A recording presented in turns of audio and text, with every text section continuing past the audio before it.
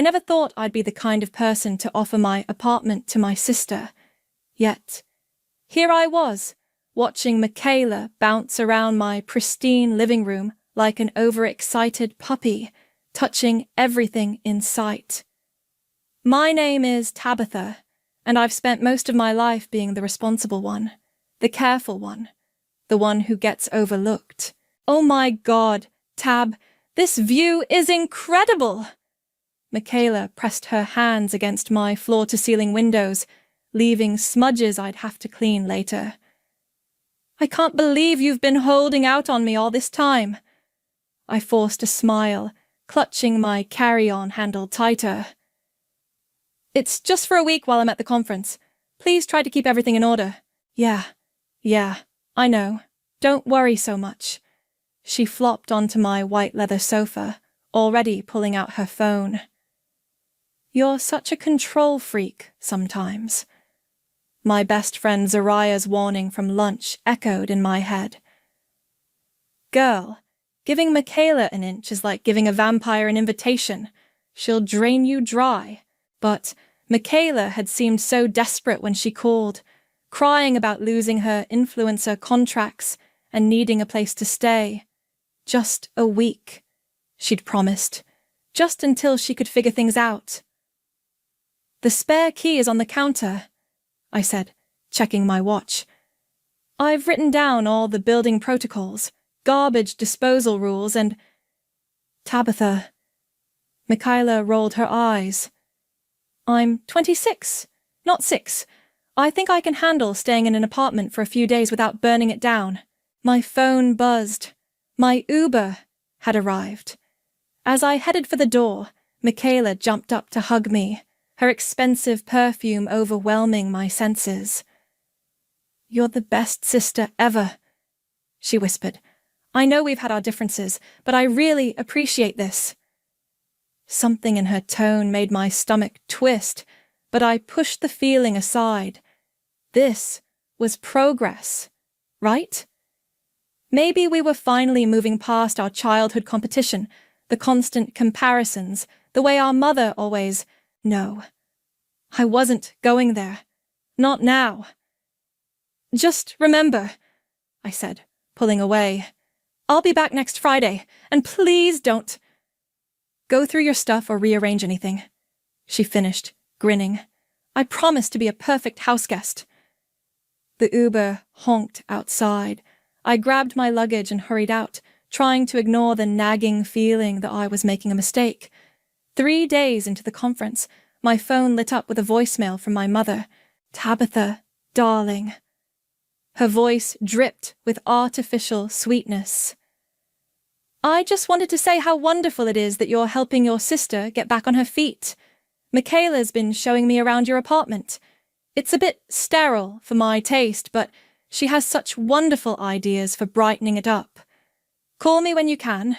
We need to discuss your living arrangements when you return. My living arrangements? I called Michaela immediately. She didn't pick up until the 4th try. Hey, sis! Background noise suggested she was at a party. Everything's great here, don't worry. Why is Mom talking about my living arrangements? Oh, that. She laughed, the sound slightly slurred. Well, since you're never really home anyway, and I need a fresh start, we thought maybe I could take over the lease for a while. You know, just until I get back on my feet. You could stay with friends or something. The conference room around me started spinning. Michaela, that's not... Sorry, can't hear you. Bad connection. She hung up. I stared at my phone, my hands shaking.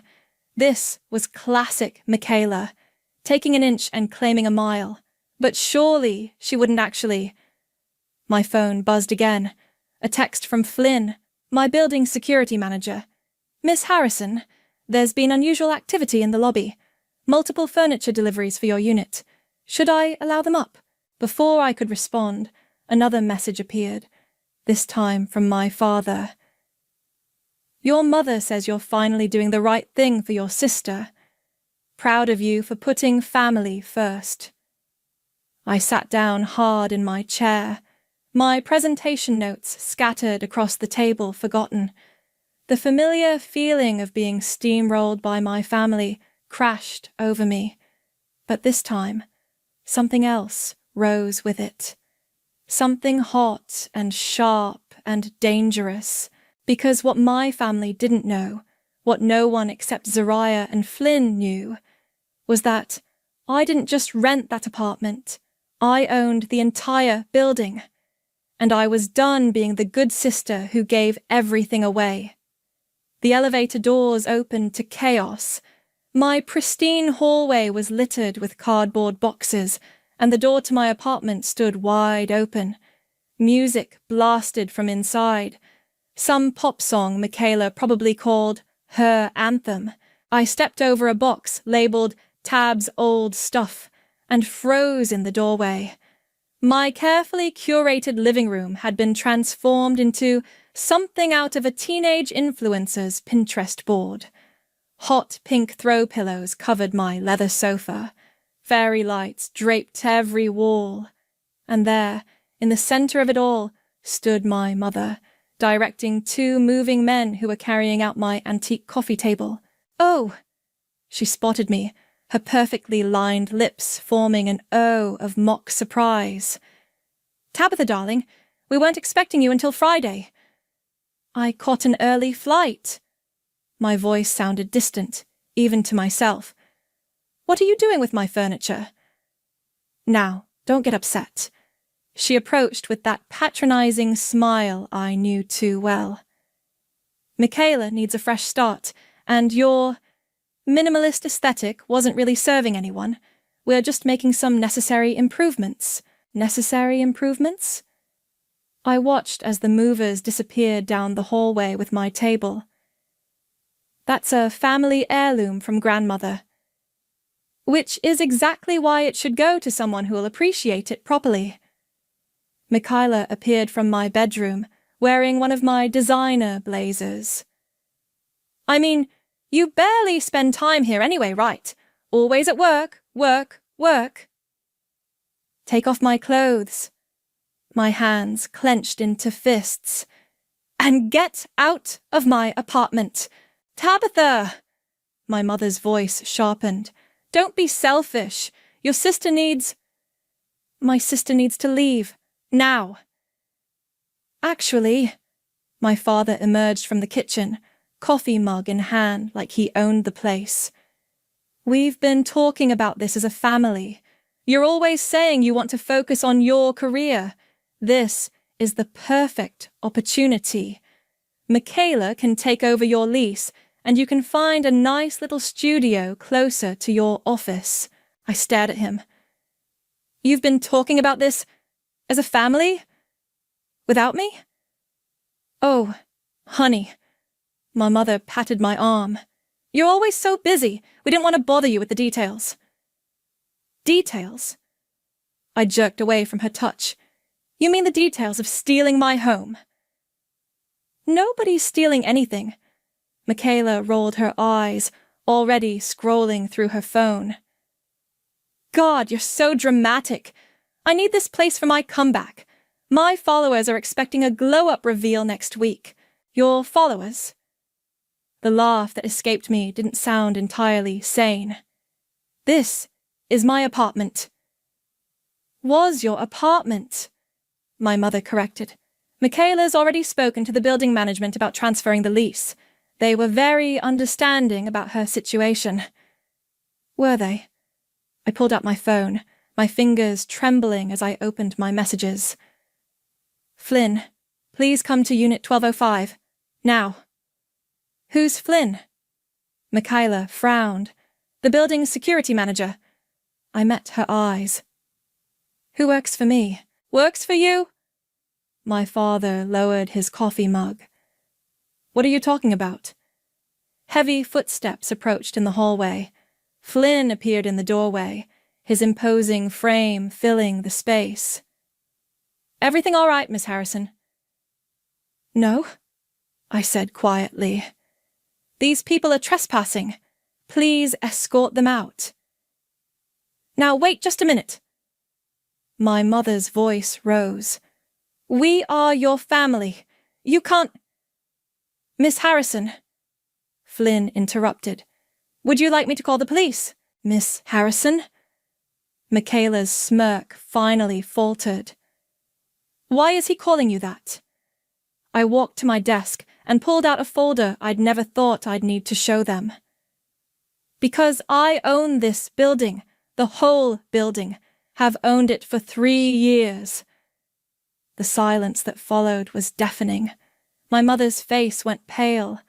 My father's coffee mug slipped from his hand, shattering on my hardwood floors. Michaela laughed nervously. You're lying. You can't. You don't. I slid the property deed across the counter. Get out of my apartment. You have 1 hour to return everything you've moved and remove all your things. After that, I'm pressing charges. You wouldn't dare, my mother whispered. We're your family. Family? I met her gaze steadily. Family doesn't steal. Family doesn't manipulate. Family doesn't try to make their daughter homeless because their favorite child wants a new Instagram backdrop. You think you're so much better than me, Michaela spat, finally showing her true colors. Just because you got lucky with some property deal. Lucky? I cut her off. I worked for this. Every single day while you were living off Mom and Dad's credit cards, I was building something of my own. And now you're standing in my building, wearing my clothes, trying to steal my home. I turned to Flynn. Please remove them. All of them. As Flynn stepped forward, Michaela's face twisted with rage. You'll regret this! You think karma doesn't come for people like you? I watched as security led my family away, their protests echoing down the hallway. Karma, I whispered to the empty apartment. Karma's already here. I sat in my car in the underground parking garage, gripping the steering wheel until my knuckles turned white. The silence pressed against my ears like a physical weight.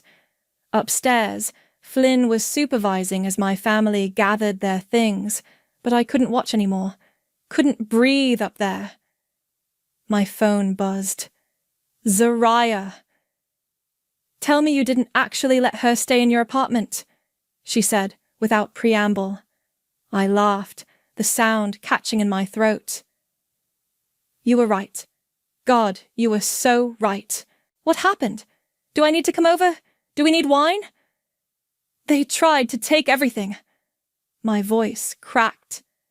Not just the apartment, my furniture, my clothes. They were going to make me homeless, Z, my own family. I'm coming over. No. I wiped my eyes, smearing expensive mascara across my fingers. I need to handle this myself. I keep thinking about that scholarship. The one to Oxford. Yeah. I closed my eyes and suddenly I was 18 again, standing in our family kitchen with an acceptance letter in my trembling hands. Mom! Dad, I got in! Full academic scholarship! I'd been vibrating with excitement, dreams of studying abroad finally within reach. My mother hadn't even looked up from her magazine. That's nice, dear, but you know we can't afford the living expenses. Besides, Michaela's starting her modelling career. She'll need support here. I could work part-time, I'd suggested. Maybe take out a loan. Don't be silly, my father had cut in. You're not going to burden this family with debt. Be practical, Tabitha. The local university is perfectly fine. 2 months later, they'd paid for Michaela's emergency nose job without blinking. A sharp knock on my car window yanked me back to the present. Flynn stood there, his expression concerned. I rolled down the window. Are they gone? Almost. But Miss Harrison, there's something you should see. Upstairs, My apartment looked like a war zone. Boxes everywhere, furniture askew and there, on my pristine white walls. She keyed the walls? I stared at the long scratches Michaela had left, spelling out bitch in 6-foot letters. She actually keyed the walls? I've documented everything, Flynn said quietly. For the police report. Police report, I repeated, running my fingers along the gouges in my wall. Something inside me shifted, hardened. No, not yet. I pulled out my phone and opened my banking app. 3 years of careful investments had left me with resources my family couldn't imagine. Resources I'd never used against them. Until now. Flynn, I need a contractor here tomorrow to repair these walls. And I need you to change every access code in the building. Then, call our lawyers. Already done, Miss Harrison. Except the lawyers. Would you like me to contact them now? I nodded, already typing a message to Zariah. She worked at the city's top real estate law firm, and I needed her expertise. One more thing, I said as Flynn turned to leave. My sister's going to try to spin this on social media. She has a decent following. Would you like us to get ahead of it? No. I smiled, and it felt dangerous. Let her dig her own grave.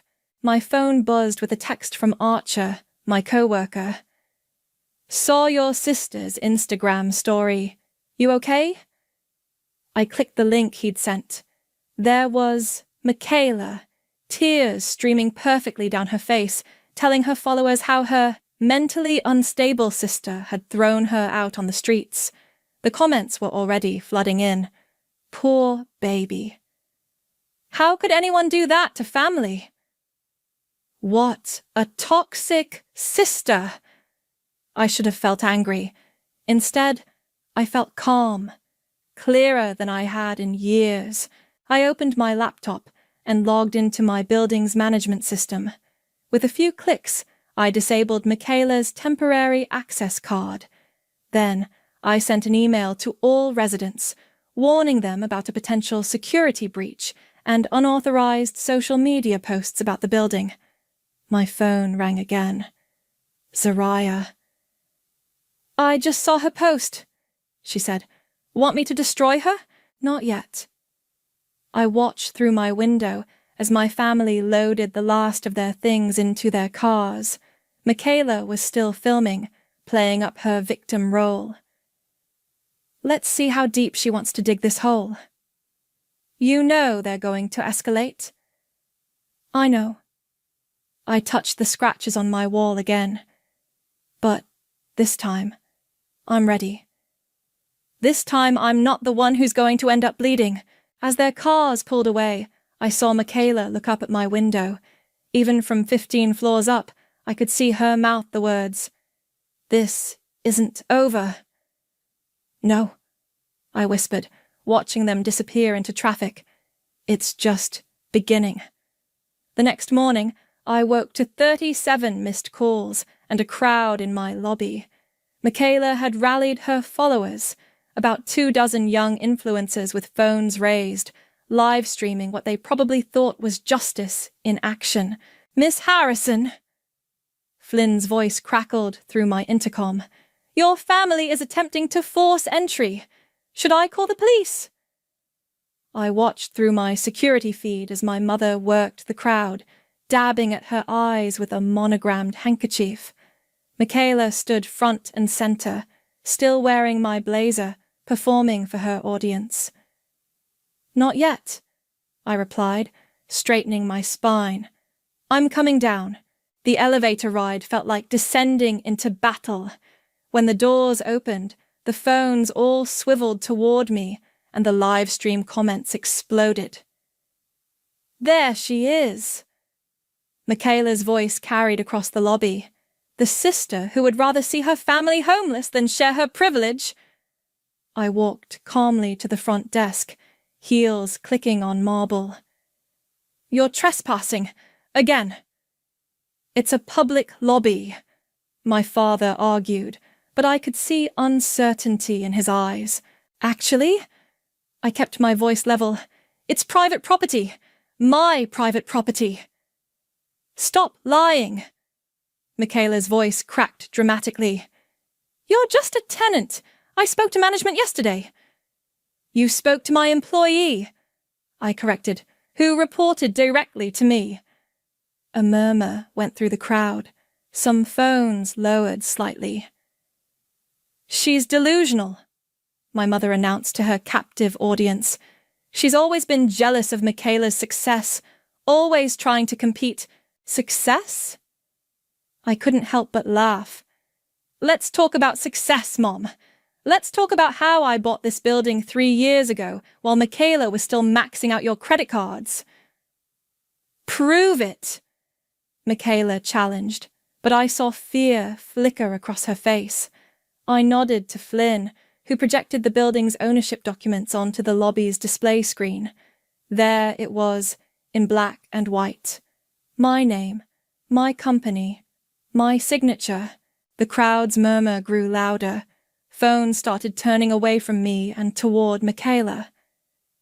This is harassment, my mother tried, but her voice had lost its conviction. No.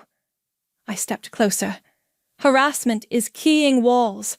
Harassment is trying to steal someone's home. Harassment is lying to thousands of followers about being homeless when you have a perfectly good room at Mom and Dad's mansion. Michaela's face flushed. You don't understand. I needed a backdrop for your Instagram? I finished. A free ride, like always. Tell me, did you mention to your followers that you tried to steal my apartment while I was away on business? That you destroyed my property? That you're wearing my clothes right now? The live stream comments were turning. Wait, what? She tried to steal her sister's apartment.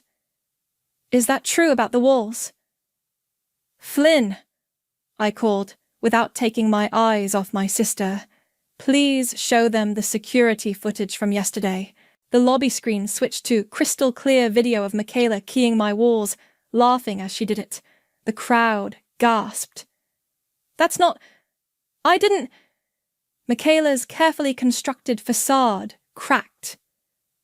You're twisting everything. Am I? I turned to address her followers directly.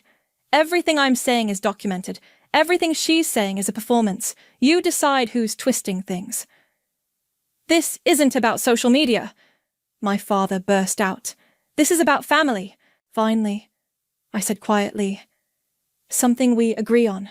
This is about family, about how you always chose her, always protected her, always made excuses for her. And now you're mad because for once, someone's saying no. We gave you everything, my mother hissed, dropping the grieving parent act. No. I met her gaze steadily. You gave her everything. I built this myself. And now I'm done watching you try to take it. I nodded to Flynn, who opened the front doors. You have 30 seconds to leave voluntarily. After that, the police will remove you for criminal trespassing. Your choice. The influencers were already backing away, some muttering apologies, others furiously editing their live streams. My father grabbed my mother's arm, trying to pull her toward the door. But Michaela stood her ground. You think you've won. You think this makes you powerful. No, I said softly. What makes me powerful is that I don't need to think anything. I just need to own the truth. And this building. She took a step toward me, hand raised, but Flynn was faster. In one smooth motion, he stepped between us. Miss Harrison? He asked, eyes on Michaela. Should I call the police now? I watched my sister's face contort with helpless rage, and for the first time in my life, I felt no guilt, no need to smooth things over. Yes, I said clearly, making sure every remaining phone caught my words. Call them. It's time everyone saw the truth about my family. The police arrived within minutes. I stood quietly, answering their questions while my family created exactly the scene I knew they would. Michaela wept dramatically for her dwindling audience. My mother attempted to charm the officers. My father tried to minimize everything as a simple family misunderstanding. But security footage doesn't lie. "Ma'am," one officer said, reviewing the vandalism video on his tablet, "would you like to press charges?" Before I could answer, my mother rushed forward. "Tabitha, please, think about what this will do to our family's reputation." "Our reputation?" I raised an eyebrow. "Or Michaela's influencer career?" "You vindictive little—" Michaela started forward, but the officer stepped between us.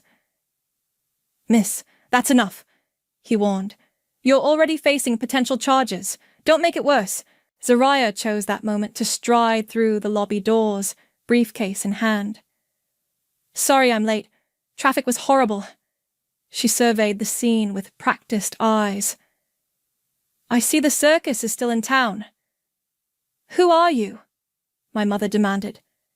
"Zariah Bond, legal counsel." She pulled out a stack of documents. "And I have here a cease and desist order, a restraining order petition, and documentation of property damage that my client would like to file." "You can't be serious!" my father sputtered. "Tabitha, this is ridiculous. We're your parents." "Parents?" I felt something snap inside me. "Let's talk about parenting. Let's talk about the college fund you drained for Michaela's failed modeling career, or the time you told me I was attention-seeking when I broke my arm and needed surgery. Or maybe we should discuss how you're standing here right now, defending the daughter who tried to steal my home." "We were trying to help her," my mother protested. "By hurting me?" My voice was steady, but my hands shook. "That's always been the equation, hasn't it? Michaela needs help, so Tabitha needs to sacrifice. Michaela needs support, so Tabitha needs to step aside. Michaela needs. "I earned it," Michaela shouted. "I'm the one with talent, with followers, with—" "Tabitha? With what?" I cut her off. "With our parents' money? With stolen designer clothes? With a fake life you broadcast to strangers while trying to make your sister homeless?" The remaining influencers' phones captured every word. I could practically see Michaela's career crumbling in real time. "Officers," Zariah stepped forward. "My client would like to proceed with charges." "No!" My mother grabbed my arm. "You can't do this to your sister, to us!" I jerked away from her touch. "I'm not doing anything to you. These are the consequences of your own actions. For once in your lives, you're going to face them." "Miss," the officer turned to Michaela, "please put your hands behind your back." As they read Michaela her rights, my father made one last attempt. "Think about the family name," he pleaded. "Think about your mother's social circle, your sister's future." "I have thought about it," I said quietly. "I've thought about it every time you chose her over me. Every time you dismissed my achievements because they weren't flashy enough for social media. Every time you treated me like I was nothing more than Michaela's backup plan." "But we're blood," my mother whispered, tears finally looking genuine. "Blood." I laughed softly. "Blood doesn't excuse abuse, Mom. Blood doesn't make theft okay. Blood doesn't give Michaela the right to destroy what I've built." As the officers led Michaela toward the door, she twisted around to face me. "You'll regret this. When you're alone with your precious building and your pathetic life, you'll realize what you've done." "No," I said. watching her mascara run down her face. I already know exactly what I've done. I've finally stood up to the people who taught me I deserved to be invisible. The lobby fell silent as they led my sister away. My parents stood frozen, their carefully constructed world crumbling around them. "Zariah," I said, without looking away from them. "Please make sure the restraining order covers the entire building, and send copies of all documentation to their country club board. I believe they have strict policies about members facing criminal charges." My mother's face went pale. "You wouldn't—" "I would. I am." I straightened my shoulders. "You taught me well, remember? You taught me that family means taking what you want, no matter who it hurts. I just learned the lesson differently than you intended." As security escorted them out, I heard my mother's last desperate whisper. "What happened to you?" I watched them disappear through the doors, feeling lighter than I had in years. "Nothing happened to me," I said to the empty lobby. "I just finally happened to you." The story exploded overnight. Buck's apartment gate trended on Twitter, with leaked security footage showing Michaela's tantrum playing on repeat. My phone wouldn't stop buzzing with notifications from reporters seeking comments. "You need to see this," Zariah said, barging into my office the next morning. She dropped a thick folder on my desk. "Remember when I said I'd look into why Michaela suddenly needed a place to stay?" I flipped open the folder and froze. "She embezzled money from her best friend's trust fund." Zariah tapped the legal documents. "She convinced Amanda, you remember her, the oil heiress, to let her invest $500,000 in some sketchy crypto scheme. Surprise, surprise, the money vanished. And she needed my apartment to hide from the fallout," I finished, pieces clicking into place. "That's why she was so desperate. Amanda's lawyers have been trying to track her down. They're filing charges next week." Zariah's phone buzzed. "Oh, and your parents just got kicked out of the country club. Something about behavior unbecoming of members." I should have felt satisfied. Instead, I just felt tired. "What happens now?" "Now?" Zariah grinned. "Now you go home and enjoy your apartment, and maybe answer that text from Archer that you've been ignoring." I glanced at my phone. Archer had indeed texted several times. "Saw the news. You okay?" That security footage was wild. "Coffee tomorrow?" "No pressure, just want to check on you." Archer and I had always had something. Chemistry disguised as friendly competition, lingering looks in meetings, almost moments at office parties. But I'd kept him at arm's length, too focused on building my empire to risk complications. "He's been asking about you," Zariah pressed. "And don't think I haven't noticed how you light up when he's around." "I can't think about that right now." I stood up, gathering my things. "I need to—" My office door burst open. Flynn stood there, looking unusually concerned. "Miss Harrison, there's a situation in the lobby." The elevator ride down felt endless. When the doors opened, I understood Flynn's worry. Amanda, Michaela's former best friend, stood in my lobby, surrounded by lawyers. "Tabitha," she said, her voice breaking. "I'm so sorry. I had no idea she was staying here. If I'd known sooner, it's not your fault." I led her to a private conference room, away from prying eyes. "Michaela manipulates everyone." "She took everything," Amanda whispered. "My trust fund, my passwords, even my boyfriend. She said she was investing it in our future, but she was just being Michaela." I finished softly. "Trust me, I understand." One of Amanda's lawyers cleared his throat. Miss Harrison, we'd like to add your evidence to our case. The pattern of manipulation and theft could help establish intent. I thought about Michaela, probably sitting in our parents' mansion right now, plotting her comeback. Take everything, I said. Security footage, documentation, all of it. My phone buzzed again. Archer. I'm in your building's coffee shop. No pressure, but I have chocolate croissants and a sympathetic ear if you need one. For once, I didn't overthink it. Amanda, excuse me for a moment. There's someone I need to see. I found Archer at a corner table, 2 coffee cups and a paper bag in front of him. He stood when he saw me, his face showing nothing but concern. Hey, he said simply. Rough week? I laughed, and suddenly tears were threatening. You could say that. Sit. He pulled out a chair. Eat chocolate. Tell me everything or nothing. Your choice.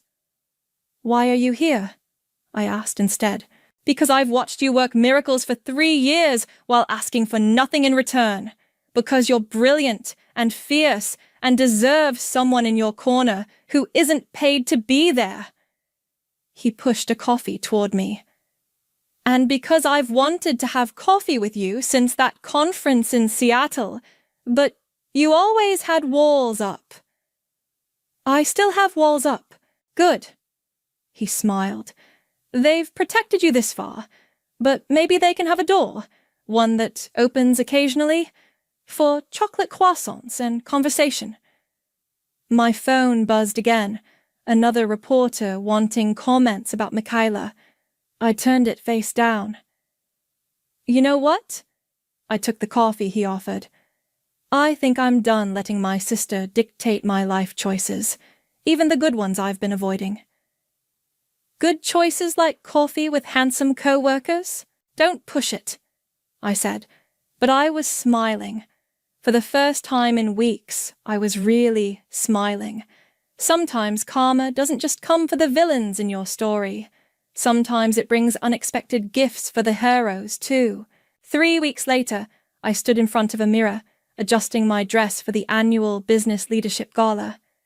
The event honored the city's top entrepreneurs, and this year, I'd been nominated for Innovator of the Year.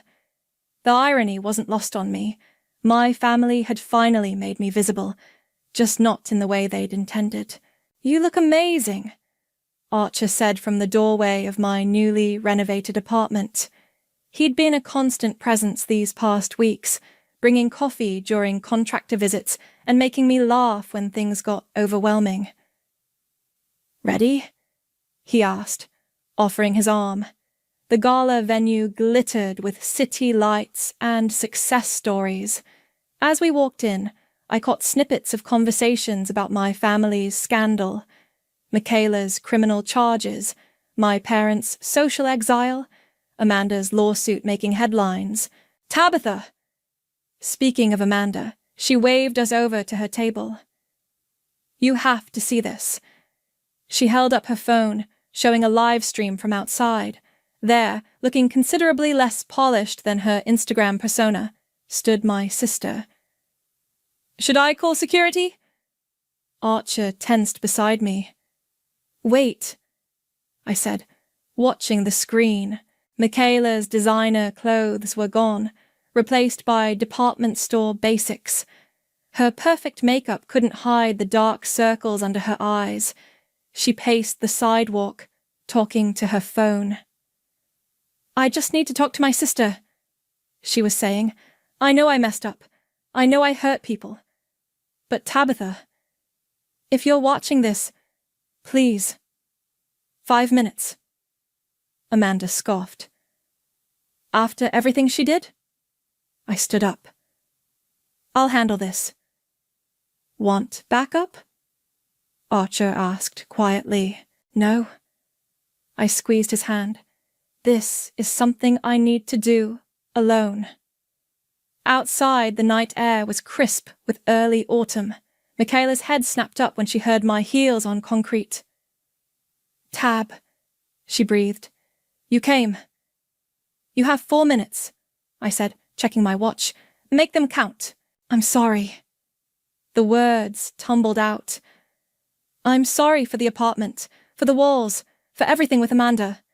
Mom and Dad, they always made it seem okay to just take what I wanted, like the world owed me something. That's not an excuse. I know. She wrapped her arms around herself. They're not talking to me anymore. Dad's firm is investigating missing funds, and Mom says I ruined everything. You did. Yeah. She laughed bitterly. Turns out I'm really good at destroying things. Better than I ever was at creating anything real. I studied her face, really looked at her for the first time in years. Behind the practiced poses and perfect angles, my little sister looked lost, broken, real. Why did you do it? I asked. Not just the apartment, all of it. Why did you always have to take everything I had? Because you had something I never did, she whispered. Control, purpose. You always knew who you were, what you wanted. I was just empty, playing pretend in designer clothes. And now? Now? She gestured to herself, mascara smearing as she wiped her eyes. Now I'm facing criminal charges. My followers have abandoned me.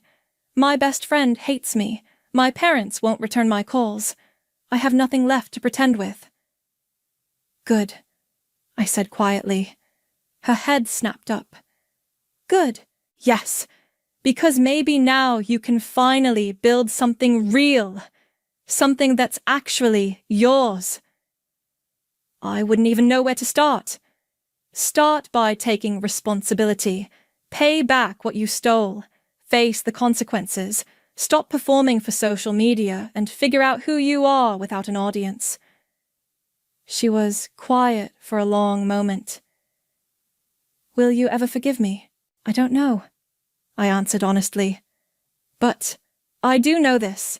I'm done carrying your weight, done smoothing things over, done making myself smaller so you can feel bigger. I really am sorry, she whispered. I believe you. I turned back toward the venue. But sorry doesn't fix things, Michaela. Actions do. Tab? She called as I reached the door. For what it's worth, I'm proud of you, for standing up to all of us, for building something real. I paused, hand on the handle. Goodbye, Michaela. I hope you find whatever it is you're looking for. Inside, Archer waited with concern etched on his face. Everything okay? I looked around the room, at Amanda chatting with her lawyers, at Zariah arriving with a supportive smile, at the award I was about to receive for building something entirely my own. Yeah, I said, taking his hand. Everything's exactly as it should be. Sometimes the hardest part of standing up for yourself isn't facing your enemies. It's facing the broken pieces of what you once called family, and being strong enough to walk away. The autumn breeze carried the scent of fresh paint as I unlocked my apartment door. The contractors had finally finished erasing every trace of Michaela's damage, transforming my space into something entirely new, something wholly mine. Last box, Archer announced, setting down a container labeled Old Photos.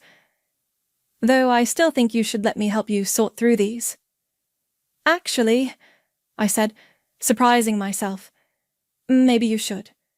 We sat on my new couch, charcoal grey, not white leather, and opened the box. Childhood photos spilled out, forced family portraits, dance recitals where Michaela took centre stage, graduations where my parents looked bored. You never smile in these, Archer observed, holding up a Christmas photo. I learned early to stay quiet, stay small. I picked up a photo of Michaela's sweet 16, me in the background, already fading away. funny how you can disappear even when you're right there. My phone buzzed. A news alert. Amanda's case against Michaela had been settled out of court. The terms weren't public, but I knew from Amanda's lawyer that Michaela had agreed to full restitution. Speaking of disappearing, Archer nodded at my phone. Have you heard from your parents? They sent a letter. I pulled it from my desk, still unopened. Probably another attempt at manipulation. Or maybe closure. Zariah's voice came from my doorway. She walked in, dropping her briefcase. Sorry, door was open, but you should read it. I don't need... Yes, you do. She sat beside me. Read it. End this chapter properly. With slightly shaking hands, I opened the envelope. Tabitha, your father and I are selling the house. The scandal has made it impossible to maintain our position in society, and his firm's investigation has left us with few options. We failed you, not just with the apartment incident, but throughout your life. We poured everything into Michaela's brightness and missed the quiet strength you were building. We dismissed your achievements because they didn't fit our narrative of success. You deserved better, parents. We cannot undo the past, but we can finally acknowledge the truth. You are extraordinary, not despite our neglect, but because you refuse to let it define you. We don't expect forgiveness. We just wanted you to know that we see you now. We always should have. Mom. Well, I said, setting down the letter. That's new. Are you okay? Archer asked softly. Before I could answer, Flynn appeared in my doorway. Miss Harrison, the new security system is ready for final approval, and... He hesitated. There's a package from your sister. The package was small, wrapped in plain brown paper. Inside, I found my grandmother's antique locket, the one Michaela had borrowed years ago and never returned. A note fell out. This always belonged to you, like so many things I took. I'm starting therapy next week. Real therapy, not Instagram life coaching. Maybe someday I'll learn how to build something instead of stealing it. Emma. I closed my fingers around the locket, feeling its familiar weight. You know what? I stood up suddenly. Let's go to the roof. The rooftop garden had been my first renovation project after buying the building. Now, as the sun set over the city, it felt like the perfect place for endings and beginnings. To new chapters. Archer raised his wine glass. To building things, Zariah added. To being seen, I said quietly. My phone buzzed one last time, a message from Amanda. Court settlement final. Moving forward. Thank you for showing me what real strength looks like. I looked around at my chosen family. Zariah with her fierce loyalty, Archer with his patient understanding, even Flynn standing guard by the door. Then I looked out at my building, my city, my life that I'd built piece by careful piece. Some people think revenge means destroying your enemies, I said, touching the locket at my throat. But sometimes the best revenge is building something so beautiful, so completely yours, that they can't help but see what they missed. To beautiful revenge. Archer clinked his glass against mine. No, I corrected, leaning into his warmth. To beautiful beginnings. The sun dipped below the horizon, painting the sky in colors no Instagram filter could capture. Somewhere across town, my parents packed up their mansion. Somewhere else, Michaela faced her first day without a social media audience. And here, in this moment, I was exactly where I needed to be. Not everyone gets a happy ending. Some of us get something better. We get to write our own story, build our own home, choose our own family. We get to decide what happiness looks like. And sometimes, if we're brave enough to claim it, we get to be the heroes of our own quiet victories.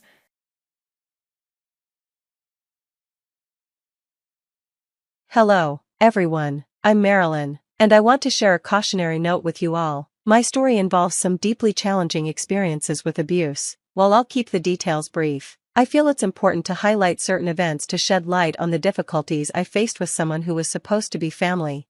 Marrying my now ex-husband, Henry, is something I deeply regret. At first, Henry seemed like a wonderful person, and his family appeared equally admirable. His mother, Kayla, was involved in charity work, and his father, Bruce, was a successful businessman who made sure his family never lacked for anything. They seemed like the perfect family, and I was thrilled to join them.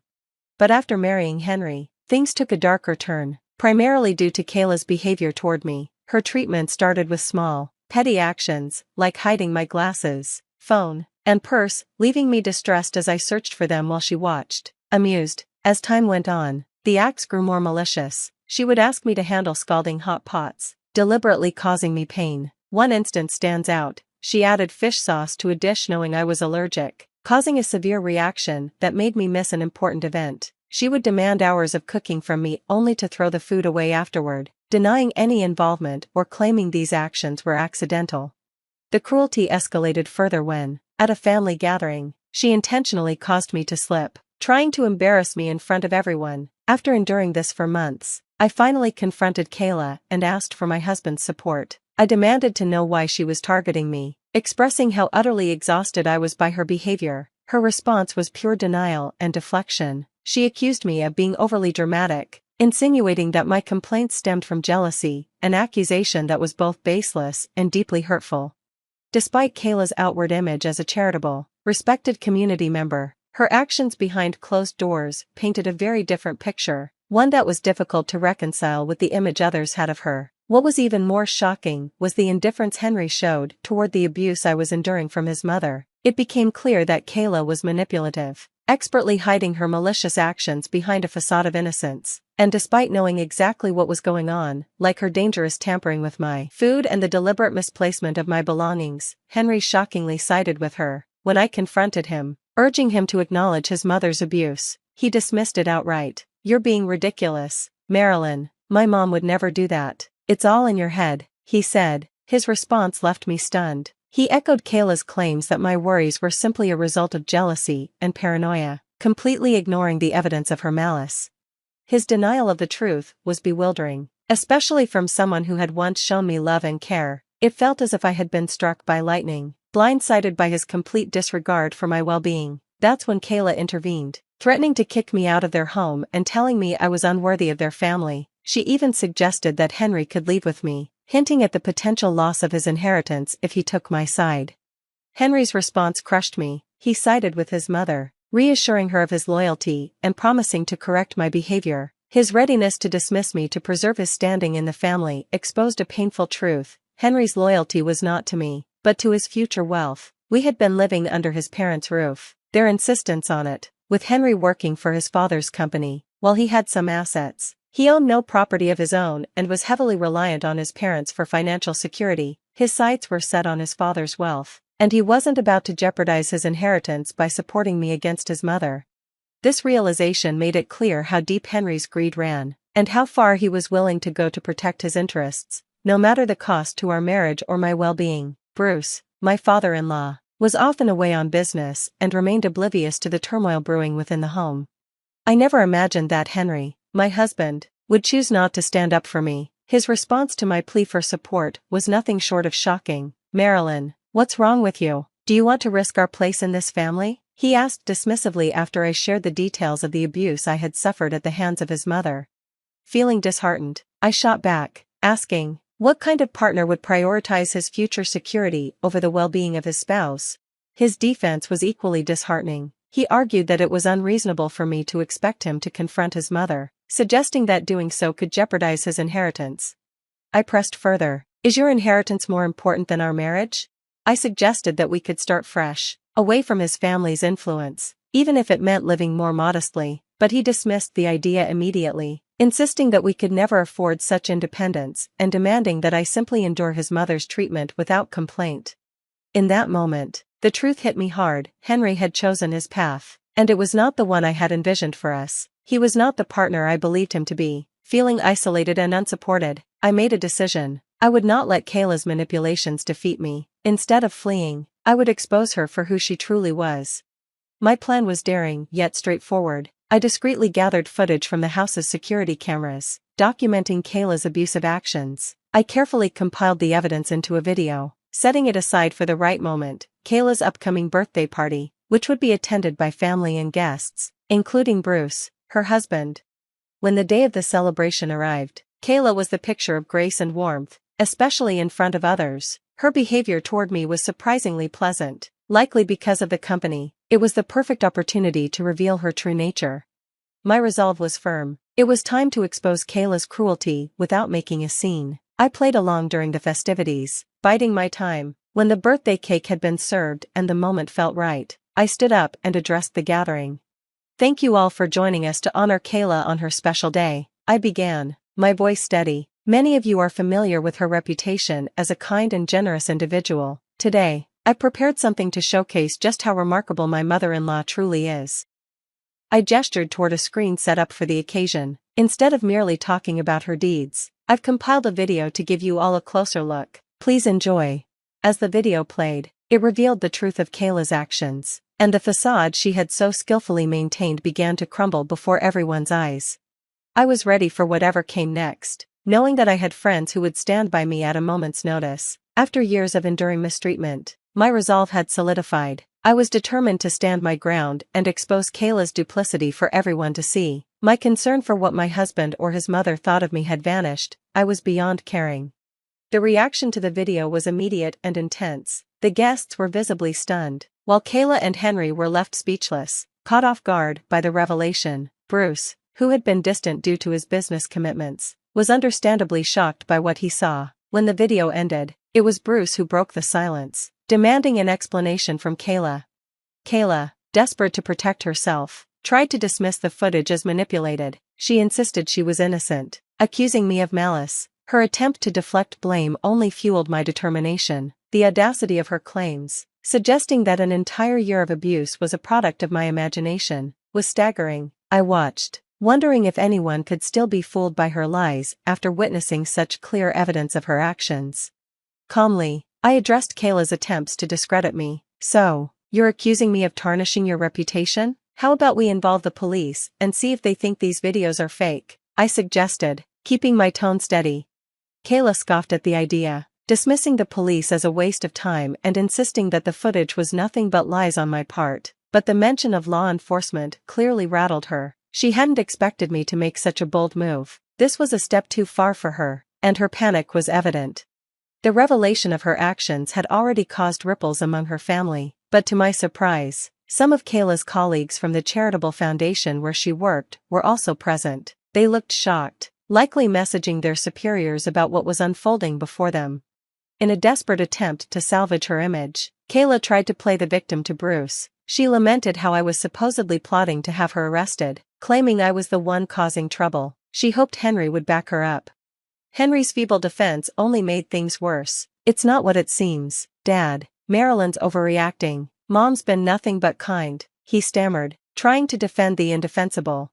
This moment underscored Henry's complete indifference toward the abuse I had suffered. Bruce, catching on to the fact that Henry knew what was happening and had done nothing about it, was visibly shocked. It was becoming clear to everyone that Henry's priorities were seriously skewed, that he valued his inheritance and the luxury of their grand home more than my well-being. Bruce, a man of principle, was appalled not only by Kayla's actions, but also by his son's lack of action. His reaction confirmed what I had hoped. He would not stand by idly. His moral compass and sense of justice made him an unexpected ally in my fight for justice. His anger was palpable, signaling that he would not let this go unanswered. This was a turning point. The true nature of those around me was laid bare, and the stage was set for what would come next. When I shared with Bruce that Henry had dismissed my reports of abuse, claiming it was all in my head, his face said everything. It was a pivotal moment when Bruce realized just how unfairly Kayla had been portrayed. His shock was evident. He couldn't believe I hadn't approached him sooner, but I explained my need to gather undeniable evidence of Kayla's cruelty, fearing that without it, my word would be doubted. Bruce's support came swiftly and sincerely. He apologized for his son's failure to protect me and expressed regret over not intervening sooner. He even gave me his blessing to involve the police, a stance that caught both Kayla and Henry off guard. They had always believed their family's unity would shield them from any external scrutiny.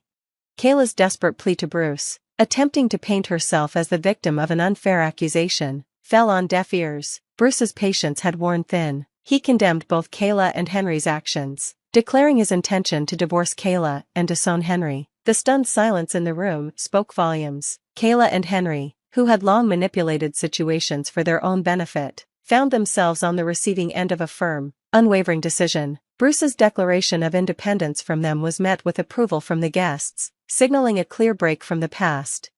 To my surprise, Kayla's colleagues, who had witnessed the truth, now stood by me, offering their support. Kayla was left to face the consequences of her actions and the wrath of an irate husband. Her and Henry's final attempts to sway Bruce were futile. Bruce, fueled by undeniable evidence of their wrongdoings, remained resolute. He denounced Henry's greed and cowardice, affirming that I deserved far better than I had received.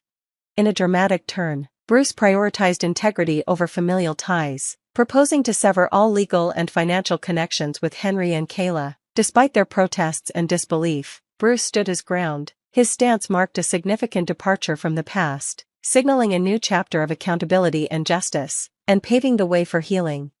Even as Kayla and Henry desperately sought forgiveness, Bruce's resolve remained unshaken. The revelation of the extent of Kayla's cruelty was a deal-breaker for him. The shock of discovering how monstrous his wife could be was too much for him to bear. Kayla's reaction to his decision was as if she had been struck by lightning. Henry, teary-eyed, pleaded for forgiveness, ignoring the true victim of their actions, me. The unfolding drama exposed the true priorities of Kayla and Henry. Wealth and social standing far outweighed any sense of basic human decency. Henry's distress over losing his inheritance, rather than the torment inflicted upon his wife, spoke volumes about his character. Kayla, too, resorted to tears, but not in an apology to me. She wept in an attempt to sway Bruce from making his drastic decision, pleading for forgiveness as though the betrayal could be brushed aside as a mere mistake. Their apologies, once directed at me, now rang hollow under Bruce's pointed scrutiny. I couldn't help but recoil from their belated apologies, recognizing them for what they truly were, self-serving attempts to regain control. I made it clear that I would not accept their shallow regrets. Their remorse wasn't born out of genuine contrition, but from the consequences they now faced. With their actions exposed for all to see, they had failed to acknowledge me as a person worthy of respect and kindness until it threatened their comfortable lives. Their pleas for reconciliation, invoking family and forgiveness, were nothing more than empty words. I had grown too much to fall for their deceit again.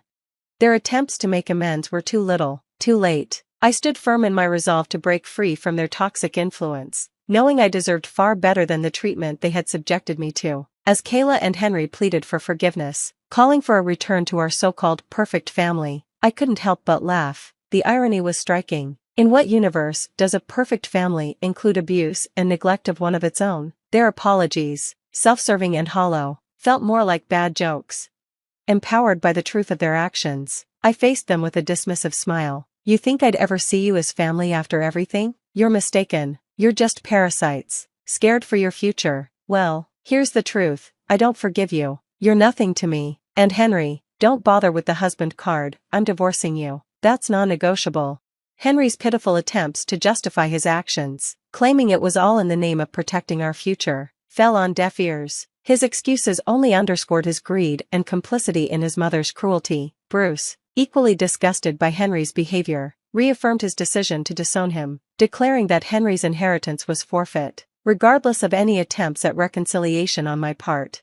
Standing my ground, I announced my intention to divorce Henry and claim what was rightfully mine in the settlement, ensuring he was held accountable for his role in this mess. Their continued apologies became mere background noise as I focused on my own resolve. The moment I left, with my friends by my side and Henry halted by Bruce's stern warning, was liberating. I couldn't afford Kayla a final glance. It was time to move on from the toxicity that had trapped me for so long. This departure wasn't just an escape. It was a declaration of my newfound strength and autonomy, a closing chapter on a painful segment of my life, and the beginning of a journey toward healing and self-respect. Eager to erase the memory of Kayla's cruelty, I chose not to involve the police. With Bruce initiating the divorce and disowning Henry, legal battles seemed unnecessary. They were already facing the consequences of their actions. Bruce had evicted them, and without a prenuptial agreement in Kayla's favor, she had no claim to his wealth. Kayla's misconduct was exposed by her colleagues at the Charity Foundation, leading to her dismissal. Henry lost his position in his father's company and any hope of a significant inheritance, leaving them to consider me, of all people, as their fallback. Given my stable job and finances, Kayla's audacity to seek help from me under the guise of familial bonds was swiftly met with a firm denial and the threat of legal action should they attempt to contact me again. In time, I settled into a new home, navigating the early stages of independence as the divorce proceedings unfolded. Henry, lacking a prenuptial agreement and faced with the undeniable evidence of his and his mother's misdeeds, conceded to the division of his assets with little resistance. Once our divorce was finalized, I invested in a modest apartment, a tangible symbol of my fresh start. Henry's subsequent struggles, juggling multiple jobs to support his uncooperative mother, seemed to him an unjust reversal of fortune. His attempts to reconcile were met with dismissal from me. Their ongoing hardships served as a prolonged retribution, a consequence of their own making. Now, with the dust settled, my life has moved on to a peaceful chapter, mirrored by Bruce's recovery from the ordeal. Henry and Kayla, however, are living out the natural consequences of their actions. It's a fitting resolution to a tumultuous period. This slow burn of a turnaround underscores a profound shift in our fortunes, highlighting the lasting impact of choices and the eventual realization of justice.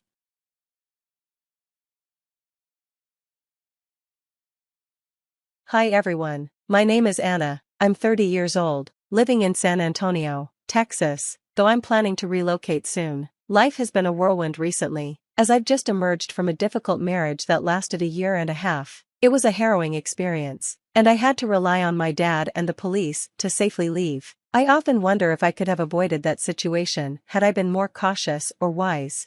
I've always been quiet and reserved, more comfortable with my computer and the online world than face-to-face interactions. Socializing was never my strong suit, and the thought of strangers approaching me made me anxious. Losing my mom to a heart condition when I was 7 profoundly shaped my life. My dad, a Navy SEAL since he was 25, raised me on his own. His job often took him away for long stretches, but he stayed connected through letters and calls.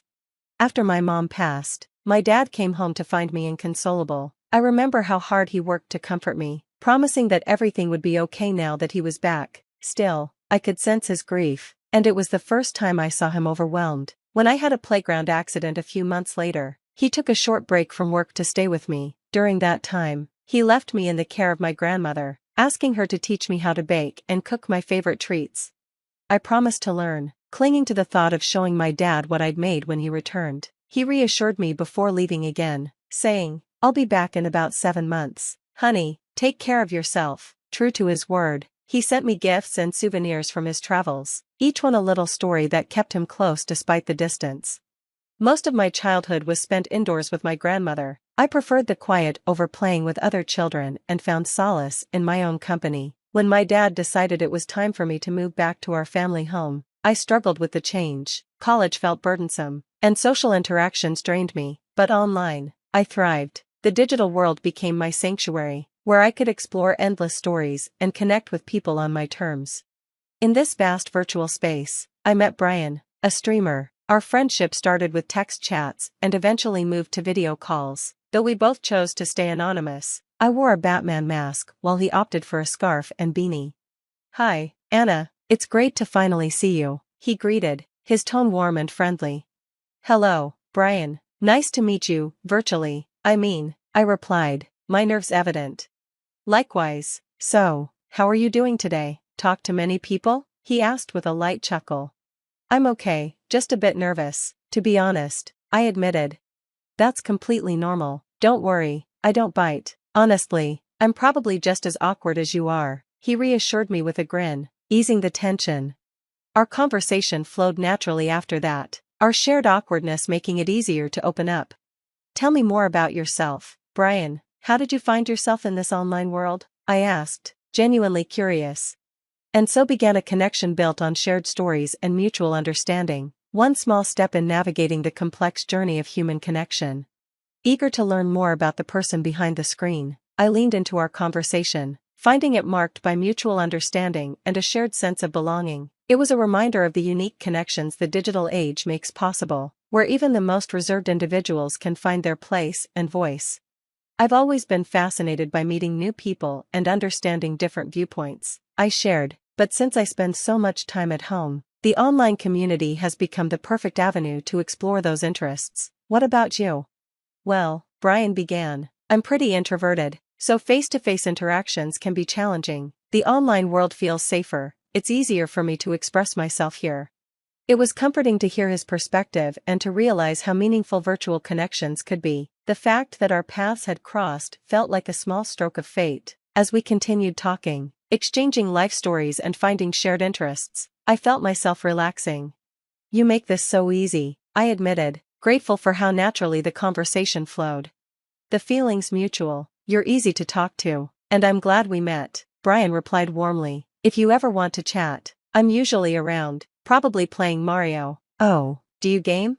Not really, I said with a small laugh. I spend most of my time blogging and browsing Reddit. There's so much you can learn from the experiences people share there.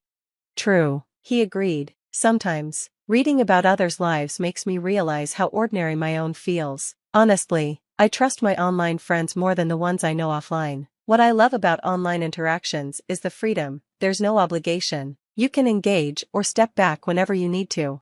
His words struck a chord with me. The freedom of online connections was exactly what made them so special, allowing bonds to form without the pressures of traditional social norms. As our discussions continued, Brian and I built a genuine connection, one that felt as authentic as any friendship forged in person. I couldn't help but feel curious about where this online journey might lead me. One thing was clear. The experiences and lessons I'd gathered from my digital sanctuary had shaped me deeply and would remain a part of who I am as I ventured through life. However, my dad, ever cautious and traditional, would likely disapprove of me forming friendships with people I'd never met in person. The last time he visited, he couldn't resist delivering one of his lectures over dinner. So, how are your studies going, Dove? He asked, his tone as gentle as ever. Dad, I've graduated, I replied, a hint of sadness in my voice. But you wouldn't know that, you couldn't make it. His expression softened. Oh, Anna, he said, his voice heavy with regret. I know I missed it, and I'm truly sorry. I was caught up with work, but please know I regret not being there, Dad said, his voice heavy with genuine remorse. Despite our differences, the bond between us remained strong, a mix of love, concern, and a deep, sometimes challenging understanding. I even sent you an email about your birthday tomorrow, my pumpkin's big day, huh? Dad, stop with the old nicknames. I'm not 9 anymore, I protested, feeling a flicker of embarrassment. In my eyes, you'll always be my little dove, he replied with a soft smile. But let's talk about what's next for you. Have you thought about work? I'm not sure yet, I admitted, uncertainty creeping into my voice. What do you mean, not sure? What are your peers up to these days? He asked, sounding concerned. I don't have any friends, I confessed, the admission making me feel even more isolated.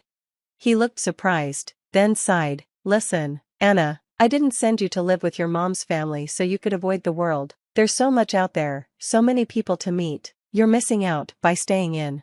That's just it, Dad. I don't know how to meet people. I mean, I have friends, but they're all online, I explained, hoping he'd understand. Online, Anna, that's not the best way to make friends, he replied, his concern clear in his voice. Okay, how about this? Let's go out shopping today, just the two of us. It's been ages since we've done that. I'm not sure I'm ready for that, I hesitated, the thought of stepping outside my comfort zone overwhelming. Come on, Anna, you need to try. Staying cooped up isn't good for you. Ever since your mom, Isabella, passed, you've changed, he said gently, trying to encourage me. Why bring mom into this? What are you trying to say? I snapped, a sudden wave of anger surging through me. I'm not trying to upset you, sweetheart, he said calmly. I'm just saying that we need to find ways to move forward despite our loss.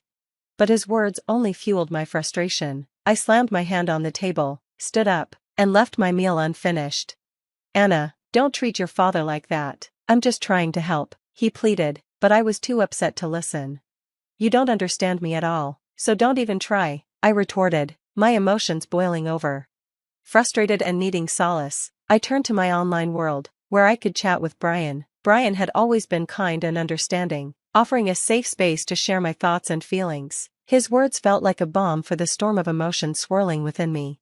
In the quiet of my home, with the glow of the computer screen before me, I found a sense of peace. While the world outside continued to move forward, I sought refuge in my digital sanctuary, a place where I could truly be myself without the pressure of face-to-face interactions. But Dad's concerns lingered. Ever since I told him how much of my life revolved around the online world, he'd been encouraging me to take steps outside my virtual bubble. Despite my resistance, I could sense his hope that I'd find a way to reconnect with the world beyond the screen. I knew it would be hard for him to understand. Dad believed that by confining myself to my room, I was limiting my growth and experiences. He urged me to step outside my comfort zone, a thought that triggered my anxiety. I shared my frustrations with Brian, hoping he'd understand my situation. Hey Anna, would you like to meet up sometime? Brian asked. We're both introverts, so we could find a quiet, peaceful place, somewhere not too crowded. I know just the spot. The idea caught me off guard. I'm not sure, it feels a bit sudden. I need time to think about it, I replied, unsure of myself.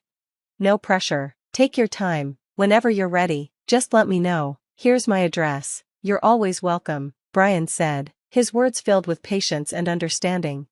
Why are you so kind to me? I'm practically a stranger, I asked, puzzled by his warmth. Because I genuinely like you, Brian said, his sincerity striking a chord within me. I know it might sound odd, but I'd like to get to know you better. Whenever you're ready, you know where to find me. His kindness lingered in my thoughts, and after some time, I decided to take the leap and meet Brian in person. It was a monumental step for me. As I approached his home, my heart raced with a mix of excitement and nervousness. Surprisingly, he lived just a 35-minute drive away. I took a deep breath to muster my courage and knocked on his weathered wooden door. It creaked open to reveal Brian's warm, inviting smile. The instant I saw it, my anxiety melted away. Brian's charm was unexpectedly disarming. His home wasn't extravagant, but it had a cozy, lived-in charm that made me feel at ease. Inside, there were shelves lined with well-loved classic books, a collection of board games, and a well-organized computer space, each piece revealing something about him. Welcome to my humble abode, he joked, using some gaming lingo I didn't entirely get. I might not catch all the gaming references, but thank you. Your place is cozy. Do you live here alone? I asked, stepping into his world. No, I share it with my mom, he replied, his tone light as he invited me further into his life. His gesture bridged the gap between our online connection and this new, real-world friendship. Brian lived with his mom on the ground floor, while he had the top floor all to himself. He gave me a quick tour of the house, and we spent the whole day talking, getting to know each other better. Meeting in person made our bond feel even stronger, and I appreciated the person I'd come to know online even more. As the evening approached, Brian suggested we take a walk in the nearby park. The idea of being outside in the fresh air relaxed me, and my initial nerves began to fade. Walking with him felt like a natural continuation of our online conversations, but there was a new closeness that only in-person connection could bring. During our walk, I mentioned that I hadn't celebrated my birthday because of a fallout with my dad. Brian was sympathetic and hoped for reconciliation, believing that family ties would eventually heal.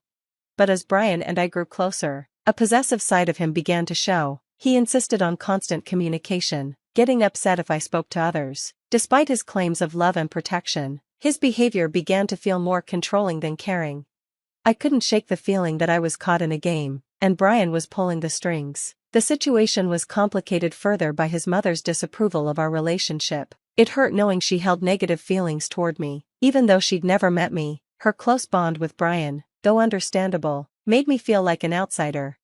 What was even more confusing was the contradiction in her behavior. While she disapproved of me, she also seemed to want him to get married, despite knowing I had no one else. It made navigating our relationship and his family dynamics all the more challenging. In a whirlwind of misplaced trust and vulnerability, I found myself swept into a secretive marriage with Brian, driven by his persistence and manipulation. He painted a picture where my father's disapproval and lack of love seemed to justify everything, convincing me that only he truly cared for me. I silently accepted the union, hoping it would become my refuge. Instead, it turned into anything but.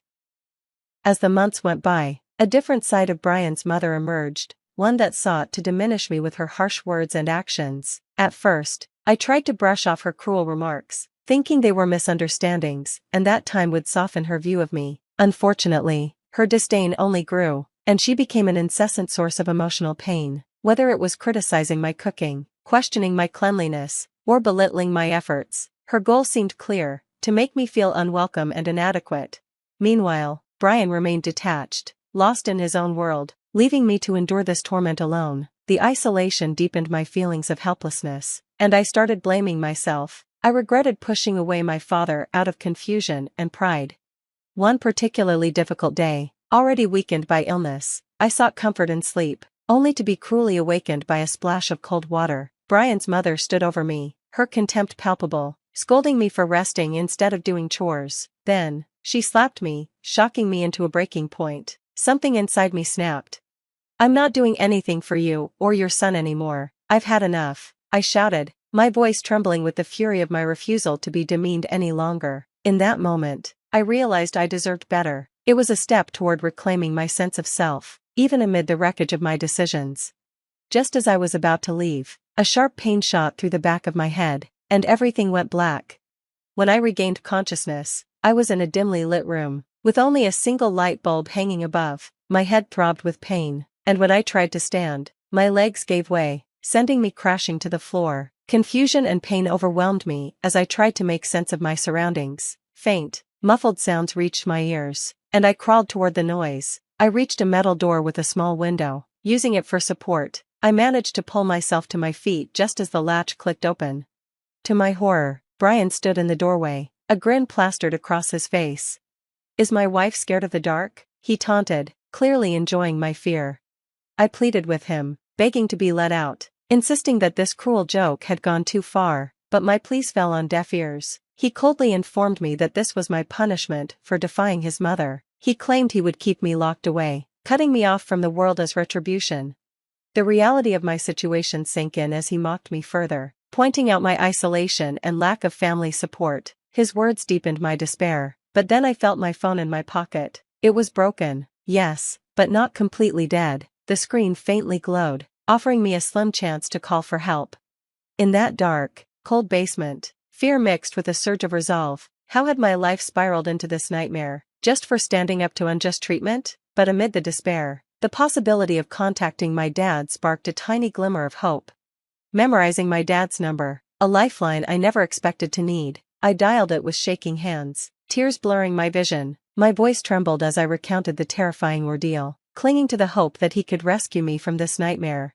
3 agonizing days passed, and just as despair was beginning to claim me, the sound of a car outside sparked a faint glimmer of hope. My heart raced as I listened for footsteps. The door finally swung open, and there stood my dad, his presence a towering force of reassurance. Relief flooded through me, mingled with disbelief. He had come to my rescue, bringing the police with him. Brian was taken into custody, and his attempts to fabricate excuses fell flat. Their fate in court loomed ominously as they faced the consequences of their actions. "You have no idea what awaits you," my dad said, his voice firm, his disappointment and anger clear. Despite their lies, the truth was undeniable. As we left the dark confines of that basement, I felt a surge of courage. This harrowing experience, though painful, illuminated my strength and my dad's unshakable support. I vowed to stand tall against any future adversities, determined to reclaim my autonomy and voice. Moving to Jacksonville with my dad marked a fresh start, leaving behind the shadows of Texas. This ordeal had taught me a valuable lesson: to be cautious with online connections and the realities behind screens. Though this chapter of my life had closed on a grim note, ahead lay the promise of healing and empowerment, with my dad's steadfast support lighting the way.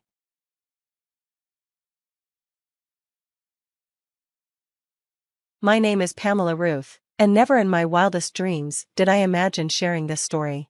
I grew up in privilege, the only child of Ruth and Madison. My father, a self-made businessman, had built his empire from the ground up. He was a stern yet loving figure who pushed me to strive for greatness. In contrast, my mother embodied grace and elegance, seamlessly navigating the social elite with poise.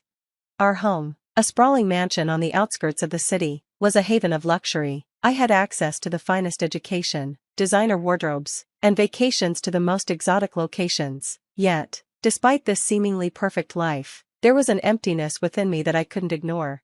That changed in my final year of college when I met Terry Roy. He struck me like lightning, charismatic, handsome, and with a unique ability to truly see me. We began dating, and for the first time, I felt alive, like my world had finally found its color. My parents, however, did not share my enthusiasm. One evening over dinner, my mother gently insinuated that Terry might be more interested in our wealth than in me. My father was more direct, dismissing him as a man without ambition or prospects who could never sustain the lifestyle I had grown accustomed to. I defended him fiercely, insisting that love mattered more than material comfort. Things came to a head when Terry proposed to me in the park where we had shared our first date. It was a simple, heartfelt moment, and I said yes without hesitation. When I shared the news with my parents, my father gave me an ultimatum: if I married Terry, I would be disowned. Tears filled my eyes as I begged for their support and understanding, but my father's resolve was ironclad, and my mother stood silently by his side. That night, heartbroken but resolute, I packed my belongings and left the home I had always known. I moved into Terry's modest apartment, a far cry from the luxury I had grown up with, and together we began planning our wedding. I held on to the hope that my parents would eventually come around, but as the big day approached, their absence became painfully clear. On my wedding day, as I walked down the aisle and met Terry's gaze brimming with love, all my doubts melted away. In that moment, nothing else mattered but us. After the wedding, a stroke of fortune from my late grandfather changed our circumstances. His inheritance allowed us to move into a beautiful downtown apartment with high ceilings and sweeping city views. It felt like a dream, and I poured my heart into making it our sanctuary.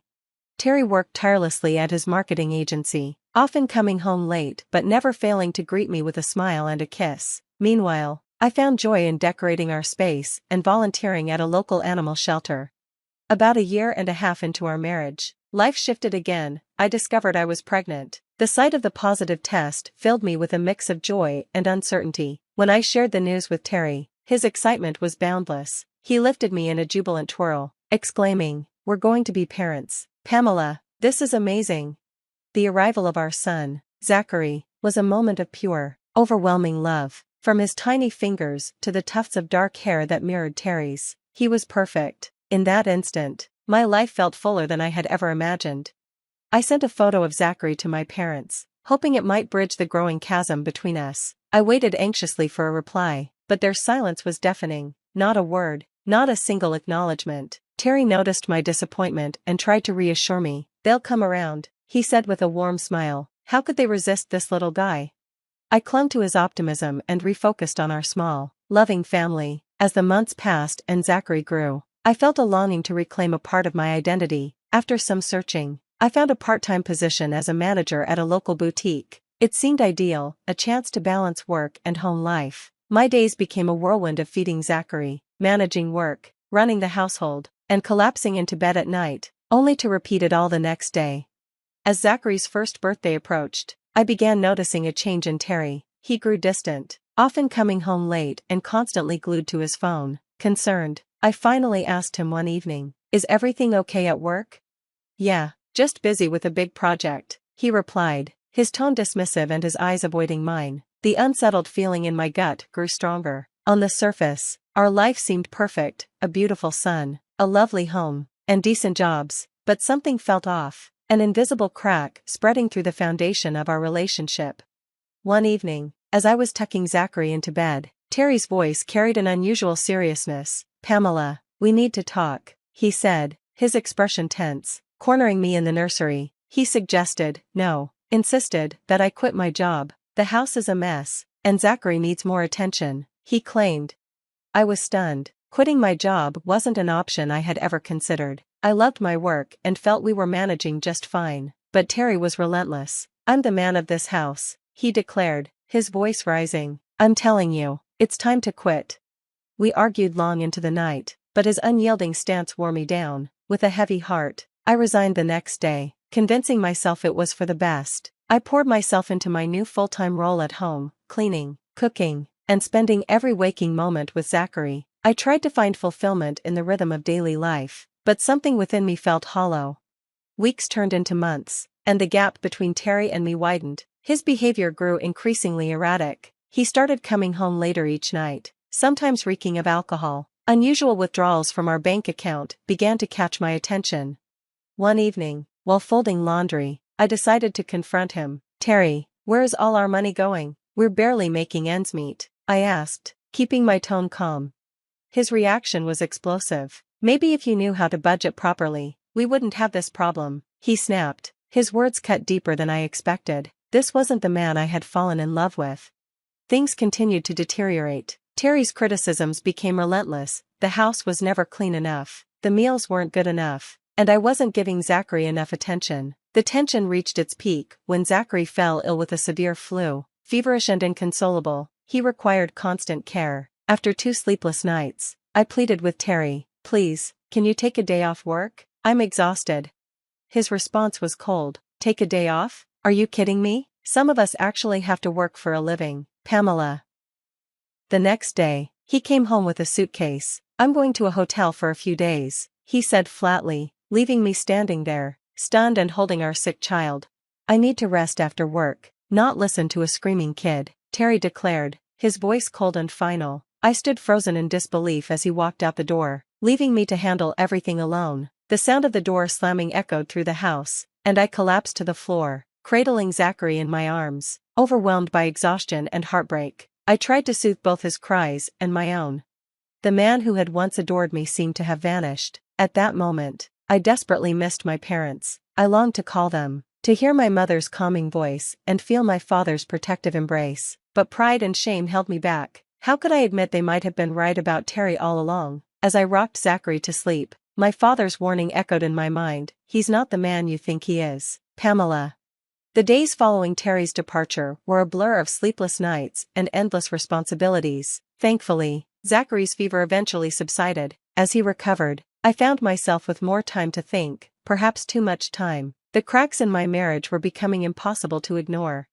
When Terry returned a week later, he was like a stranger, distant, irritable, and resentful toward both Zachary and me. One evening, he came home earlier than usual, his expression serious, a stack of papers in his hand.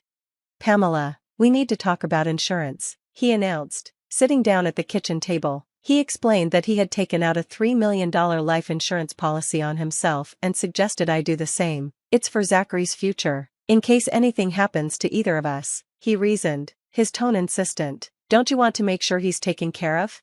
While his words sounded logical, something about the situation unsettled me. $3 million, Terry? That seems excessive, especially since I don't work outside the home anymore, I said cautiously. His eyes hardened. "It's for Zachary's future," he repeated, his tone brooking no argument. Despite my unease, I nodded slowly, agreeing to consider it.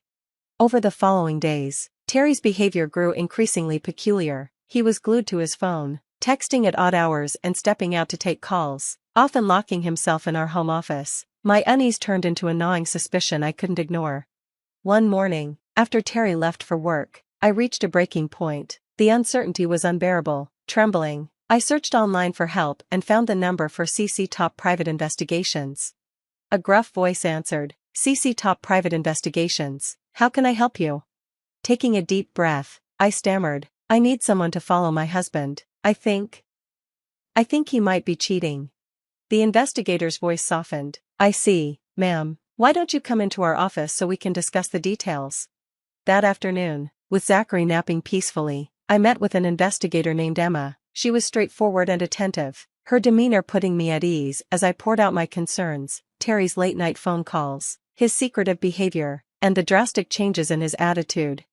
Emma took detailed notes, her expression serious yet understanding. "Don't worry, Mrs. Roy," she reassured me, "we'll get to the bottom of this. I'll have my best person on it." As I left her office, a mix of fear and relief washed over me. I wasn't sure what I would find, but I knew I couldn't live in the shadows of doubt any longer. A wave of conflicting emotions washed over me, relief and dread, both fighting for dominance. Part of me desperately clung to the hope that this was all a misunderstanding, but deep down, I feared that the truth would change my life forever. 2 weeks later, Emma called with the results of the investigation. Her voice was somber, and I braced myself. Mrs. Roy, we have the report ready, you might want to sit down for this. My heart hammered in my chest as I sank into a chair, preparing myself for whatever came next. I'm ready, tell me everything. Emma's words hit me like a storm. The evidence was irrefutable. Terry had been unfaithful. He had a mistress. The report laid it all out: photographs, text messages, hotel receipts. It was overwhelming, undeniable proof. My world shattered. The next morning, after Terry left for work, I sprang into action. My hands trembled as I packed a bag for Zachary and me, just the essentials: clothes, diapers, a few of Zachary's favorite toys, and some family photos that once held precious memories now felt like painful reminders of everything I was losing.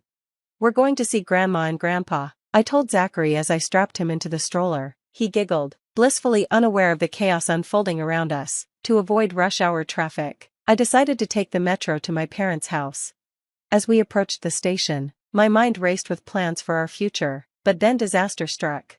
Crossing the street, I heard the screech of tires. In an instant, I shoved Zachary's stroller to safety, only to feel the impact of the car hitting me. Pain overwhelmed me, and then darkness took over. When I regained consciousness, I found myself in a hospital room, the steady beeping of machines around me. Terry sat beside the bed, looking worn and anxious. Zachary? I croaked, my throat dry with fear. He's fine, Pamela, Terry reassured me, squeezing my hand. He's with Bella, your best friend, not a scratch on him. Relief washed over me, but it was quickly overshadowed by the searing pain in my body. Glancing down, I saw that both my legs were encased in casts. You have multiple fractures in both legs, Terry explained softly. The doctors say it'll take about a year to fully recover. You'll need to use a wheelchair for a while. I closed my eyes, trying to process the gravity of this news. The road ahead would be long and challenging, and I wasn't sure how I was going to handle it. But then, amid the haze of hospital lights and sterile smells, a sudden clarity struck me. I know about her, I blurted out, my eyes wide open as I studied Terry's reaction. Your mistress, I know everything. Terry's face drained of color for a split second. He seemed ready to deny it, but then his shoulders slumped. It wasn't serious, he mumbled, his voice small. It was a stupid mistake. His next words came in a rush.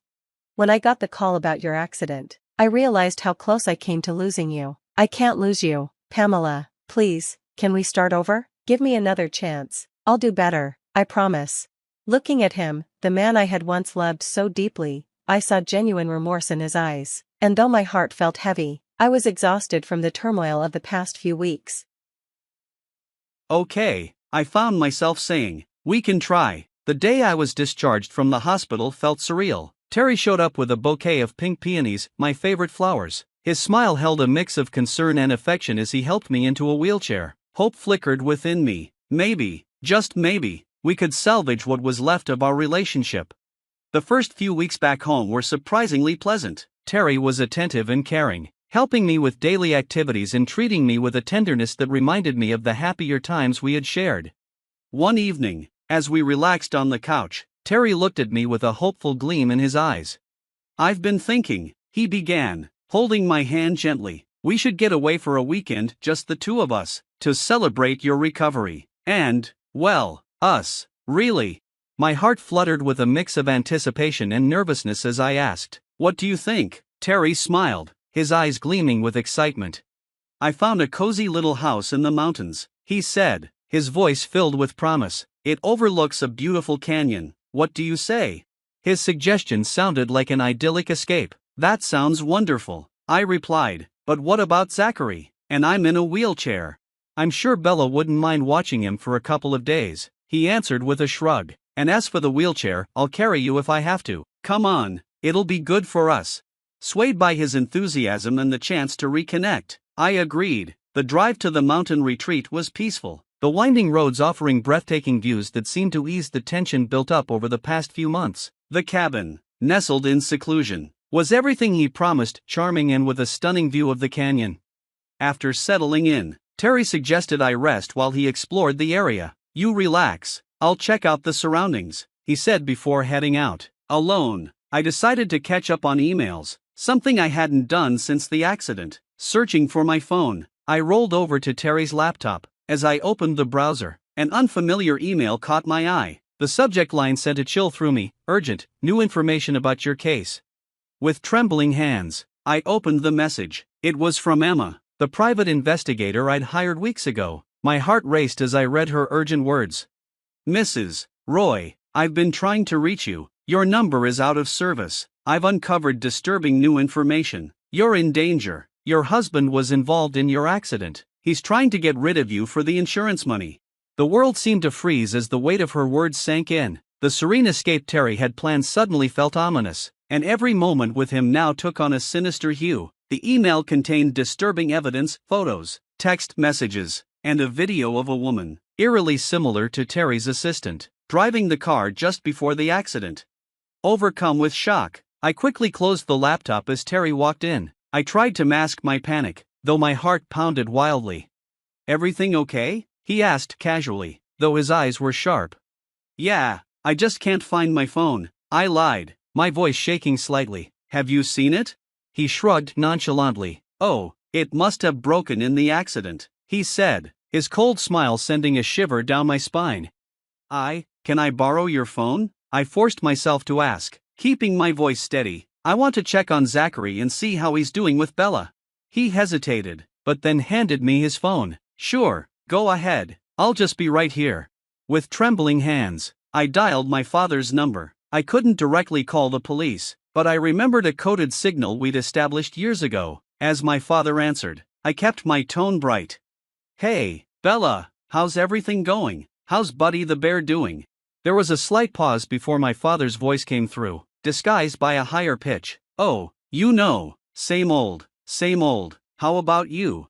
Relief washed over me. He understood. It's lovely up here, I said, aware of Terry's watchful gaze. I'm at this beautiful cabin, 147, Pine Ridge Road. The view of Evergreen Canyon is just stunning. I see, my father replied cautiously. When do you think you'll be back? Oh, I dream of seeing you right now, I said emphatically. I miss you guys already. After a few more pleasantries, I ended the call. Terry seemed satisfied, suspecting nothing. As evening fell, he suggested we take a walk. The sunset over the canyon is beautiful. We shouldn't miss it, he said, his tone light, but fear gripped my heart. That sounds nice, I managed to reply, my voice barely audible. He wheeled me down a narrow path that hugged the canyon's edge. The view was indeed breathtaking, the setting sun painting the sky in brilliant hues of orange and purple, but all I could think about was the sheer drop just feet away. Terry pushed me forward, talking about the scenery as if everything was fine. I closed my eyes and silently prayed, hoping my father would find us in time. Suddenly, we reached the edge of the cliff. Terry turned my wheelchair to face him, and the loving mask he'd worn until now dropped. His cold, detached expression sent a chill through me. You know, Pamela, he said, his voice icy, I'm really sorry it had to come to this. The car accident was supposed to take care of everything, but you just had to survive, didn't you? My blood ran cold as the full realization hit me. Terry, please, I whispered, tears streaming down my face. Don't do this.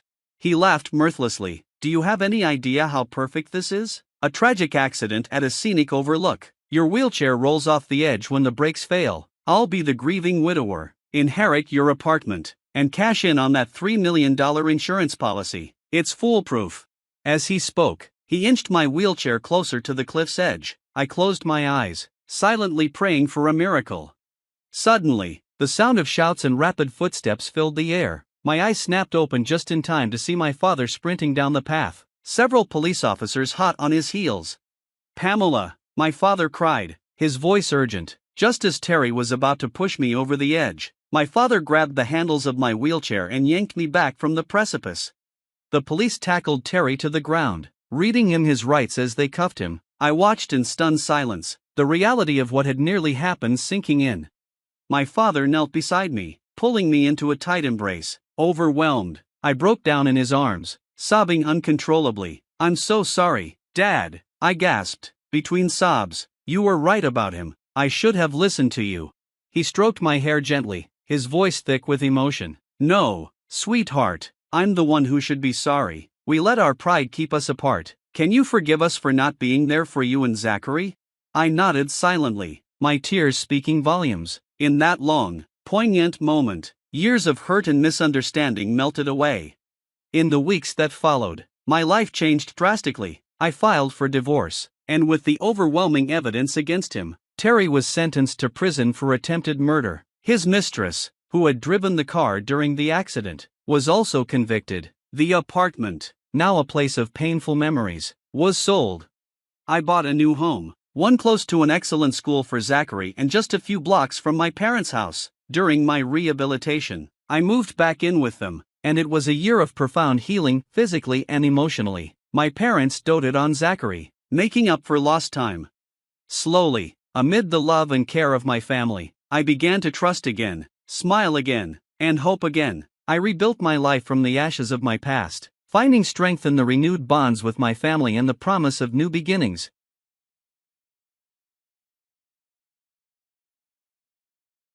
Life in the urban sprawl as a police officer doesn't just toughen you, it encases you in a shell of skepticism so impenetrable it might as well be Kevlar. That was me, Emma, a 37-year-old former lieutenant turned private detective, lugging around a suitcase of mistrust heavier than the cases I cracked. My daily grind revolved around unfaithful partners and the art of deception, not exactly the setting for a romantic fairy tale.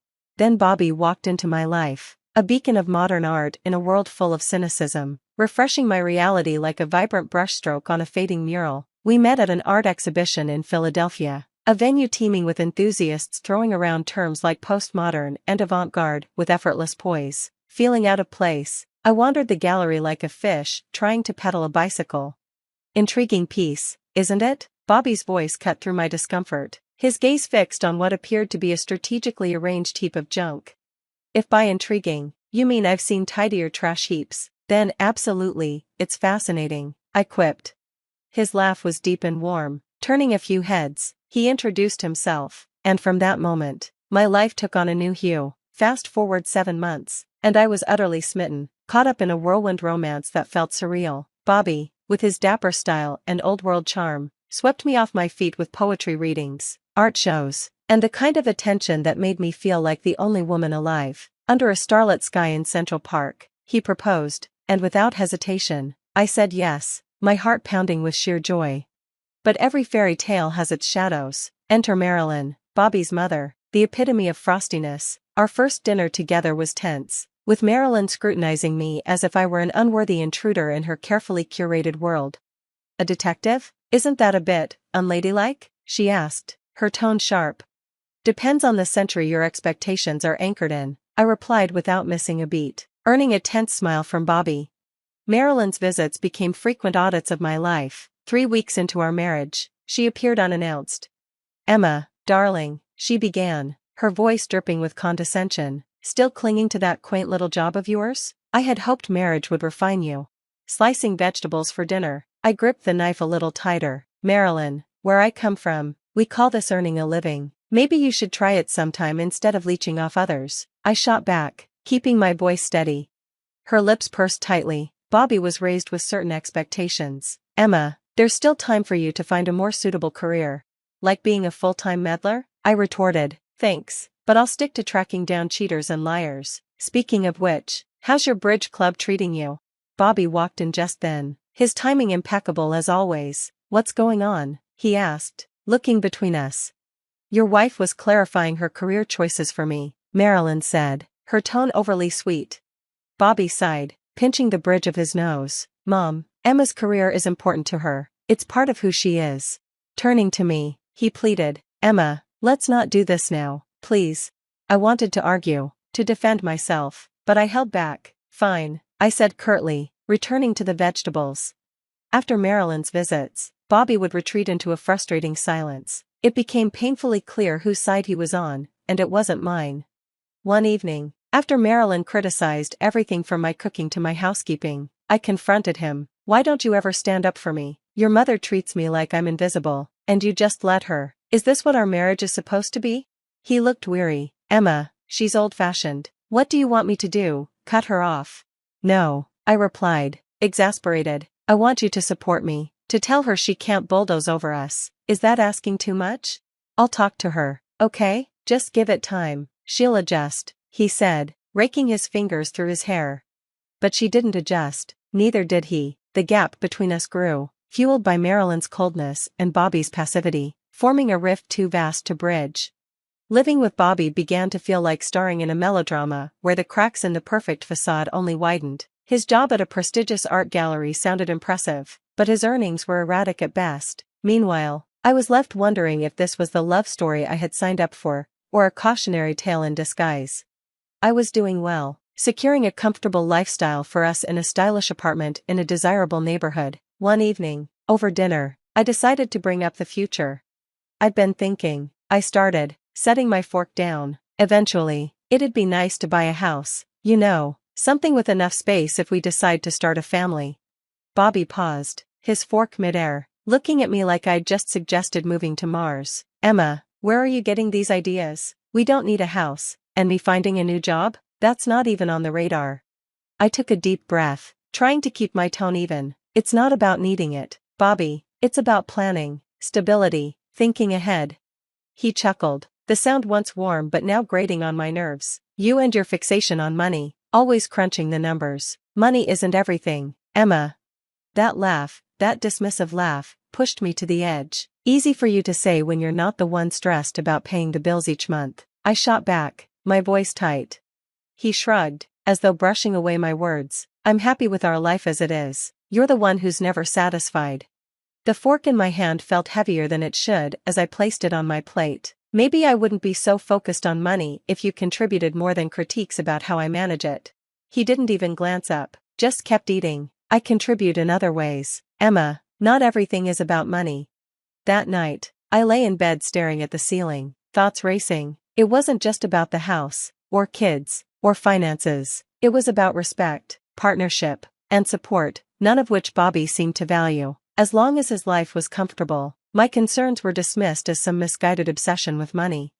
On a seemingly ordinary Sunday, the tension in our apartment reached a new peak when Marilyn, my ever-charming mother-in-law, made one of her unannounced visits. The living room became a stage for unexpected drama as I watched her pacing, phone pressed to her ear, her voice wavering between panic and disbelief. You're telling me my social security number has been suspended? She exclaimed, fumbling through her purse for her checkbook. How much do I need to pay to fix this? From the kitchen, coffee in hand, I overheard the words Social Security and payment, and every instinct honed from years of police work screamed scam. Setting the mug down, I walked briskly into the living room. Marilyn, hang up, it's a scam, I said firmly but calmly, trying to convey urgency without escalating her panic. She turned to me, eyes wide and face flushed. I beg your pardon? I'm handling this, Emma, there's no need for your intrusion.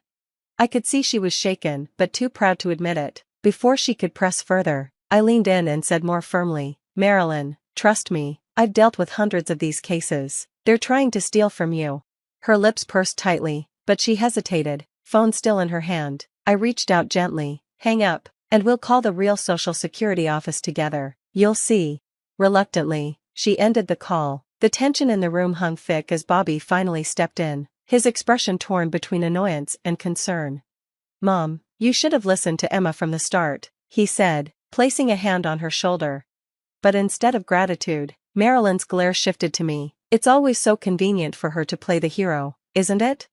And just like that, the gratitude I'd hoped for evaporated. I clenched my jaw, swallowing the retort on the tip of my tongue, knowing this was a fight that wouldn't be worth winning. I stepped forward, grabbed the phone, and ended the call with a sharp click. The room fell into tense silence. Marilyn recoiled, her face a storm of fury and disbelief. How dare you? She exclaimed, her voice trembling. That was incredibly rude and uncalled for. Who do you think you are, treating me like some naive child? Before I could respond, Bobby appeared in the doorway, his expression a mix of concern and frustration. Emma, what's going on? Why are you upsetting my mother? I turned to him, frustration bubbling over. That call was from scammers, Bobby. They were trying to con Marilyn out of her money, claiming her social security number was suspended. It's a common scam, I've seen it countless times. Bobby rubbed the back of his neck, a gesture I knew well. It meant he felt caught in the middle. Okay, but couldn't you have handled it more diplomatically? Marilyn, her hands trembling as she gathered her belongings, shot me a glare sharp enough to cut glass. I don't need saving, especially not from someone who treats me so disrespectfully. I'll speak with the bank and see what they say about this so-called scam.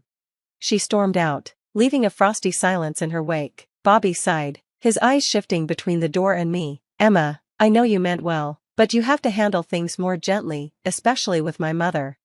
I felt a pang of guilt but held my ground. Bobby, I know it seemed harsh, but scammers thrive on urgency. There wasn't time for polite exchanges. Any hesitation could have cost her thousands. The next day, still wrestling with a mix of guilt and curiosity, I called Marilyn. After 3 rings, she answered, her tone cold and measured. What do you want, Emma? I cleared my throat. I just wanted to check on you after yesterday. Did you speak with the bank about the call? There was a long pause before she replied, her voice reluctant. Yes, I did. They confirmed it was a scam. Relief washed over me, but her tone quickly hardened. That doesn't excuse how you handled things. You were rude and aggressive. Pinching the bridge of my nose, I felt a headache building. I'm sorry if I came across as harsh. I was trying to protect you. These scammers are professionals, they're convincing, and they rely on people hesitating. Her response was curt, though tinged with begrudging acknowledgement. Well, I suppose I should thank you for stopping me from making a mistake, but don't think this changes my opinion of your methods, or your demeanor. Goodbye, Emma. I saw Bobby's upcoming birthday as a chance to bridge the growing chasm between us, a hopeful opportunity to rekindle the fading spark in our relationship. Carefully, I planned a romantic weekend getaway, envisioning it as a step toward restoring what we once had. But fate, or Marilyn, had other plans. She bulldozed my efforts with her own agenda, scheduling a grand dinner at her mansion on a weekday, fully aware of my packed work schedule. Over the phone, I pleaded, can't we move it to Saturday? I'm drowning at work. Her voice was a blend of saccharine sweetness and icy control. No, dear, this is when it's happening. Bobby shouldn't have to adjust his birthday to fit around your job. Frustration gnawed at me, and I found myself confiding in my boss, the only person who seemed to understand. He'd witnessed more betrayals than most and recognized the importance of the moment. Go, he urged with a knowing look. Do what you need to do. When I arrived at Marilyn's, the party was already in full swing, a spectacle of ostentation and pretense. Marilyn spotted me immediately, her smile tightening as she whispered something to Bobby. My eyes followed her line of sight, and there he was, my husband, sitting by the fireplace, his arm draped casually around a woman who was far more than just a colleague. My heart sank, but I steeled myself and approached. Aren't you going to introduce me? I asked, trying to sound composed despite the whirlwind of emotions inside. Bobby flinched, his eyes widening in surprise. Ah, Emma, this is Lori from the gallery, he mumbled, turning awkwardly to the woman. And this is, Emma, a relative. The word struck like a slap. A relative? Seriously, Bobby? I couldn't contain my incredulity. Your wife, Bobby, remember? My voice carried across the room, silencing the hum of conversations. All eyes turned to us. Bobby's face turned red with a mix of embarrassment and irritation. You know, a real wife would have made her husband's birthday a priority. He shot back, dismissing me with a turn of his shoulder. Before I could respond, Marilyn appeared, her voice oozing disdain. You see, Emma, you just don't fit in here. Bobby needs someone supportive, like Lori, not, whatever this is. Her words, sharp and deliberate, cut deep. She gestured toward the door with a venomous smile. I think it's best if you leave. You're not wanted here. I took a deep breath, summoning every ounce of dignity I had left. You know what, Marilyn? Maybe you're right. Maybe I don't belong in a family that thrives on lies and deception. Without another word, I turned and walked out into the cold night, the chill wrapping around me like the icy aftermath of betrayal. After the disaster at Bobby's birthday and the stark revelations that followed, I knew I needed irrefutable proof to end the marriage on my terms. The thought of investigating Bobby myself felt unbearable. I could handle uncovering secrets about strangers, but not about the man I had once envisioned growing old with. So, I called Alan, a trusted colleague with a knack for uncovering discreet affairs. Hey, Alan, I need a favor, I said, steadying my voice over the phone. Anything for you. What's up? He responded, his loyalty a small comfort in the storm of betrayal. It's Bobby, I admitted, the words tasting bitter. I'm sure he's seeing someone. I need evidence. I admitted the truth, my words carrying a mix of relief and dread. Say no more, Alan said confidently. I'll handle it discreetly. You'll have everything you need soon. His assurance eased some of my anxiety. True to his word, Alan delivered everything, photos, audio clips, and undeniable proof. Lori wasn't just a colleague, She was in the country illegally, seeking a quick marriage to fix her immigration status while involved in fraud.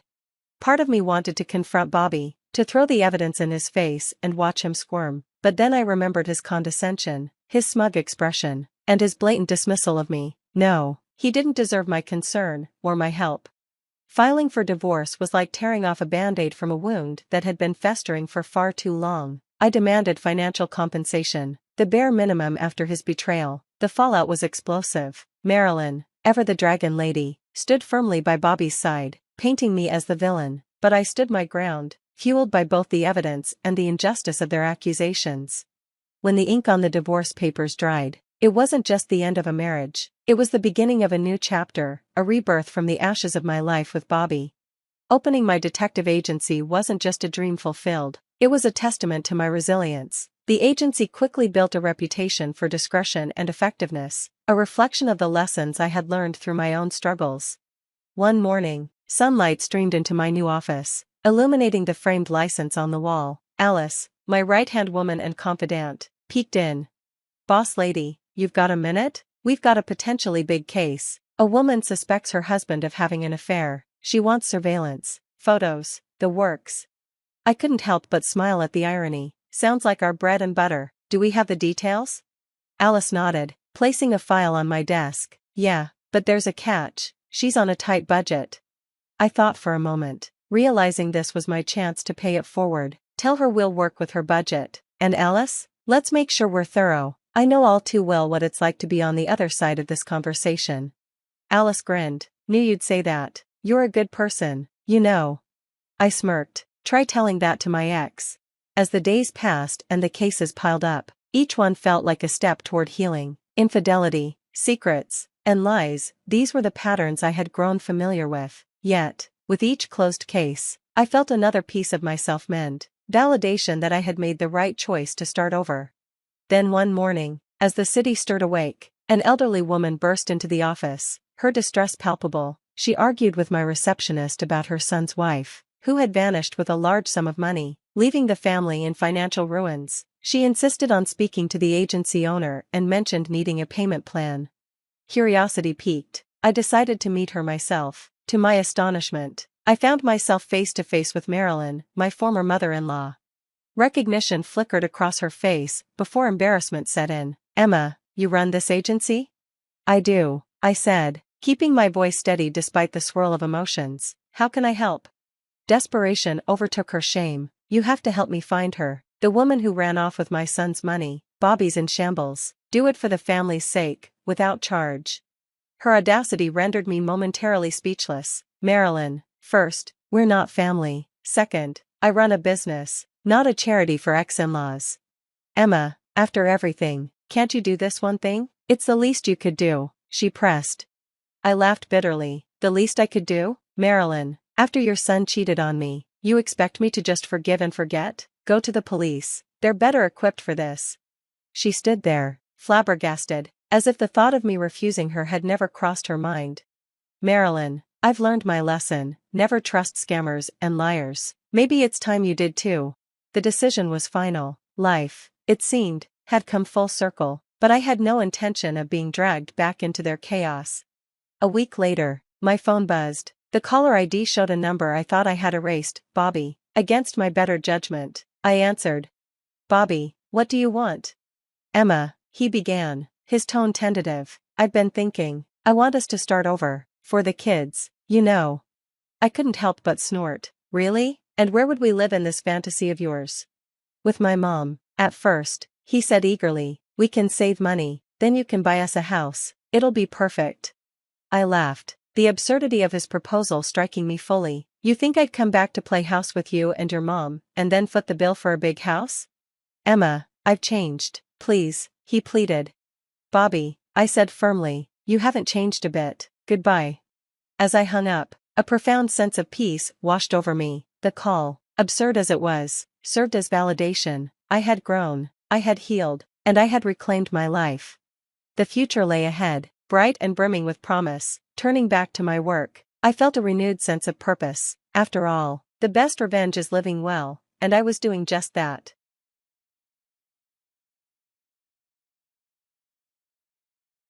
Hello, I'm Sophia, 34 years old, and recently I found some quiet moments to reflect. I thought it might be time to share the story of how I stood up to my overbearing ex-husband, Charles.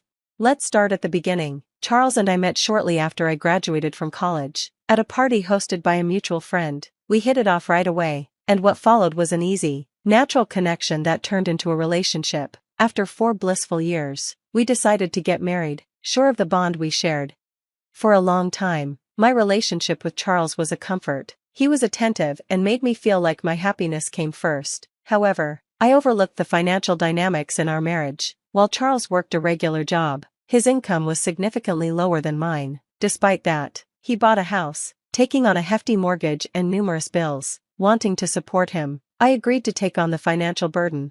Everything changed when I became pregnant about a year into our marriage. Though the pregnancy was unplanned, we were excited and welcomed the news. 8 months later, our daughter Julie was born, but after Julie's arrival, Charles's attitude shifted. He insisted I quit my job to care for her, and though I hesitated, I eventually agreed, thinking it would be best for her early years.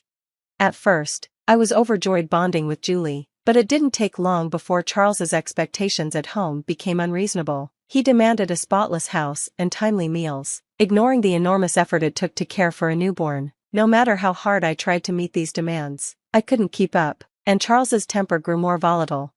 I defended myself, explaining the challenges of caring for a baby, especially since Charles never helped with nighttime feedings, leaving me to handle it alone while he slept. After enduring his outbursts for over a year, I realized I couldn't keep living like this. I needed to reclaim my voice and space in our marriage. We faced significant financial strain during that first year, but thankfully I had savings to rely on. Still, draining my savings wasn't a long-term solution. I realized I needed to contribute more actively to our financial stability, so one evening after Charles came home from work, I decided to have a serious conversation.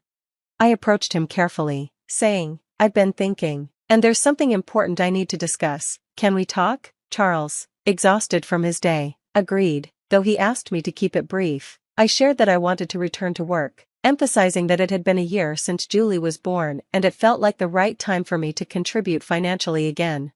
Charles didn't take my suggestion well. He was upset and claimed it wasn't my place to make such decisions without consulting him. He even expressed concern about how my working might make him look to others, fearing it would signal he couldn't provide for our family. I couldn't understand why he cared so much about what others thought instead of focusing on what was best for our family. Why does it matter what others think? Shouldn't we focus on what's best for us and ensuring Julie has everything she needs? I argued, but Charles insisted we wait longer, claiming it was for our best interests. However, it was clear it was more about his ego and how he wanted to be perceived. Frustrated, I stood firm in asserting my right to make decisions about my career and our family's future. I pointed out that my thoughts and desires mattered too. The conversation escalated when Charles hinted he might leave if things didn't go his way, accusing me of not caring about his feelings. I was taken aback. Was he threatening to leave over this? It was clear that this wasn't just about me going back to work, it was about his inability to see beyond his ego and consider what was best for our family. That moment marked a turning point for me. I realized I needed to assert my independence and prioritize our needs over his outdated notions of pride. I knew I had to take drastic steps. If Charles thought threatening to leave was the way to get my attention, I had to show him that I cared about his feelings, but that his emotions could not always come first. When you start valuing my feelings, I'll reciprocate, I told him firmly. His response was extreme, and I was left in shock. After our heated exchange, Charles simply walked away, leaving me alone with my thoughts. It was as if the conversation never happened. In the following days, I seethed with anger, but it also became clear to me that Charles was hardly around. He didn't seem interested in my daily life, and it became apparent he was disconnected from everything I was doing. That's when I decided to revisit an old hobby, embroidery. I began turning it into a small side business. Charles occasionally noticed me working on it but never asked about it. Gradually, my resentment towards him lessened, but the reality that our marriage was falling apart became undeniable. I was determined that Julie would never go through the same painful aftermath of a divorce that I had, so I kept pushing forward, undeterred. For the next 4 years, Charles's involvement with Julie improved, though only slightly. He'd ask about her now, though he rarely engaged directly, which was frustrating, but still, it was a step up from his previous neglect. Financially, we were in a better place, but Charles never once questioned where the extra money was coming from. That bothered me. How could he not wonder? Despite that, I saved most of what I earned and used the rest to cover our expenses. I was prepared to continue in this way until Julie turned 19, thinking that was the only option. Then one evening, Charles came home late. As usual, I asked about his day and mentioned that maybe he should spend more time with Julie to make up for his absences. His response was dismissive and disheartening. He claimed he couldn't, citing a big project at work. The pattern of excuses and detachment continued, and I realized it was time for me to seriously reevaluate our future together. Charles suggested hosting a dinner to motivate his colleagues to finish a project. Curious, I asked if it would be just his colleagues or if their families would be included. He told me it would be an adults-only gathering, inviting only their wives. I expressed concern about Julie and whether we needed a babysitter. Charles, however, dismissed it, saying we could just put her to bed early. When I asked if I should dress up for the dinner, Charles immediately said no. He insisted he wanted it to be a casual event, to avoid seeming pretentious. I agreed, though I was already feeling uneasy. The next day, I went shopping to pick up ingredients for the dinner. As the evening approached, I felt a ball of nerves in my stomach, trying to present our marriage in the best light. To my surprise, every single guest, including Charles, arrived dressed in elegant attire. Charles had told me not to dress up, but I now realized it was a deliberate oversight, leaving me feeling underdressed and embarrassed. The evening progressed without incident, until a moment occurred that I will never forget. While serving dinner, one of Charles's colleagues asked me who I was. With unsettling ease, Charles introduced me as Julie's nanny. His words struck me like a cold shock, stirring a rage inside me that I had never felt before. I wanted to correct him immediately, but instead, I retreated, overwhelmed by humiliation and betrayal. The rest of the evening passed in a blur, and I spent it isolated, overhearing the laughter and chatter of the guests, all of which deepened my sense of indignation and hurt. After the guests left, Charles came into our bedroom as though nothing had happened, completely oblivious to the storm brewing inside me. His lie not only insulted me, but it also made me question the very foundation of our relationship. I waited for him to address what had happened, but he acted as though everything was normal, going through his usual routine. It wasn't until he was comfortably in bed that he noticed my silence and asked if I was upset with him. His obliviousness was astonishing. "Are you really asking me that, after what you said tonight?" I challenged. He seemed genuinely confused, asking what he could have possibly said to upset me. When I confronted him about calling me Julie's nanny, his response was dismissive, as if it was no big deal. I should have understood why Charles did it, but I couldn't bring myself to. I demanded an explanation, desperate to make sense of his actions. His justification was nothing short of shocking. He admitted that he found it embarrassing to acknowledge I was a stay-at-home mom. He feared it made us look outdated and dependent, especially when the wives of his colleagues were all employed. He argued that my staying at home made us seem less progressive, especially in the eyes of his friends, who valued the independence and careers of their partners. I was stunned. How could my contribution to our family, my managing everything at home, be seen as weakness or dependency? I reminded him that I was the one handling everything, cooking, cleaning, taking care of Julie, and that had nothing to do with being dependent on him. But Charles insisted that my lack of income was a source of embarrassment for him. His words stung, deeply unfair and contradictory. After all, it was his idea for me to stay at home in the first place. What followed was a heated argument about values and appearances. Charles asked me to simply go along with his fabricated narrative, for the sake of his reputation. His dismissal of my feelings, and his request for me to support his lie, was the last straw. I was hurt, frustrated, and furious, but I agreed to play along, though I warned him he might regret asking me to do so. I grabbed an extra pillow and retreated to Julie's room, seeking refuge from Charles's demeaning perspective on our family dynamic. That night, I found little comfort other than the quiet release of tears as I processed the hurt he had inflicted. His words echoed in my mind, deepening the wound to my self-esteem. It became painfully clear, I couldn't let this cycle of disrespect continue, not just for my sake, but for Julie's, too. I couldn't allow her to grow up thinking that such behavior was acceptable in any relationship.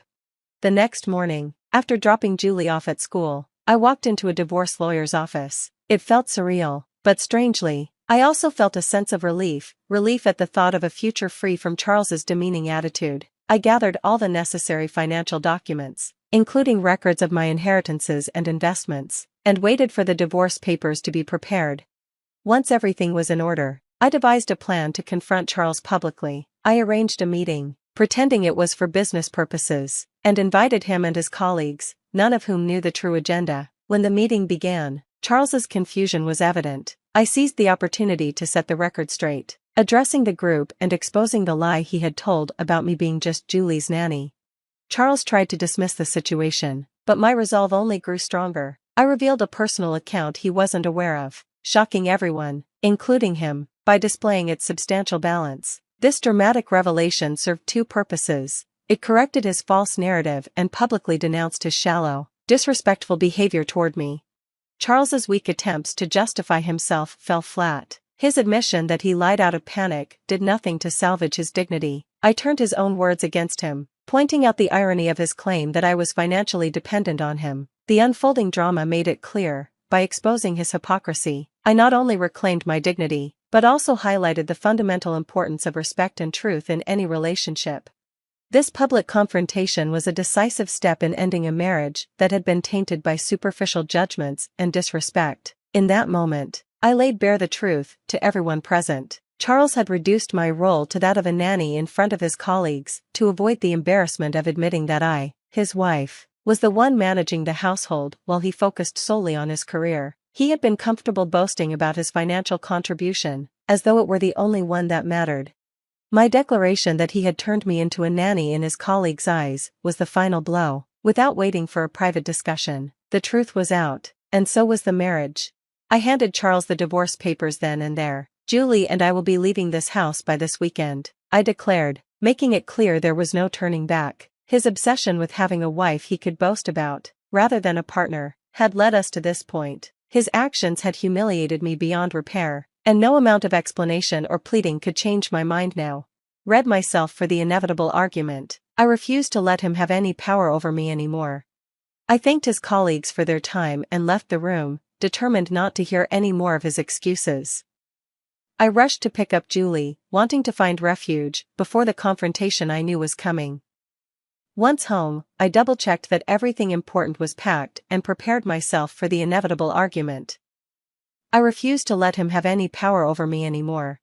True to form, Charles arrived home shortly after, seething with anger. He demanded to know why I had made such a public statement. I remained calm, explaining that it was a message to him and to everyone else about the importance of respect in a relationship, something he had long forgotten. He was more concerned about his tarnished reputation than the well-being of our family. Even now, with our marriage ending, his priorities remained twisted, focused solely on how others viewed him. I pointed out the irony of his concern for his image when he had been living a lie. Despite not working outside the home, I had contributed financially to our household, something he had never questioned or appreciated. His indifference to anything but his social standing was the final confirmation that we were no longer compatible. I told him that he and his reputation could face the future without us. My priority was creating a healthy environment for Julie and myself, far removed from the toxic dynamics that had defined our marriage. As I stood firm, the realization set in that our journey together had come to an end. A new chapter awaited Julie and me, one grounded in respect, truth, and freedom. With everything packed and ready, I was prepared to leave. Charles's threat to fight for custody in court didn't faze me. I calmly reminded him that I had accumulated 4 years of documentation highlighting his absence as a parent. Despite his attempts to make me out to be the villain, I knew the truth: Julie would stay with me. Charles accused me of trying to ruin his life over a single comment, but I made it clear that his remark was merely the tipping point. His continuous mistreatment and disregard for me had been ongoing, and the comment at dinner was just the latest example of how little he valued me. When he lashed out, calling me insane and questioning my mental state, I saw it for what it was: his inability to face the truth. I told him this was an opportunity for self-reflection, hoping he might finally understand the depth of his actions. I left him with one final remark: enduring his insults for years made his current humiliation feel insignificant. I gathered Julie and prepared to leave. As we drove away, I felt a strange mix of relief and sadness. The end of our family wasn't something I had ever wanted, but I knew it was necessary. I wasn't to blame for how things had turned out, but the weight of the situation still sat heavily on my heart. Julie, however, seemed largely unaffected. She had rarely interacted with Charles due to his frequent absences, so the change didn't disrupt her as much as I had feared. In fact, her excitement about our fresh start was infectious. We settled into a new condo I had purchased, and Julie's joy over her new room brought a warmth I hadn't felt in years. This move wasn't just about a new home, it was the beginning of a new life, free from the shadow of a controlling spouse. Securing a new job came easier than I expected, largely due to the unexpected support I received from some of Charles's former colleagues. After the public incident, they reached out with offers of help, enabling me to land interviews with prestigious companies. Meanwhile, Charles faced professional isolation, and his colleagues distanced themselves, leading to his eventual resignation from his stagnating career. The divorce proceedings were intense, with Charles fighting for custody. But armed with undeniable evidence of his lack of involvement and Julie's wish to stay with me, the court's decision was straightforward.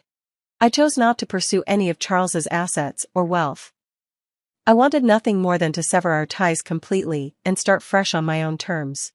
A year has passed since those tumultuous days, and looking back, I occasionally reflect on everything that transpired. The memory of Charles's public reckoning still brings a sense of triumph and a smile to my face, reaffirming my decision to pursue a happier, more fulfilling life, for Julie and for myself.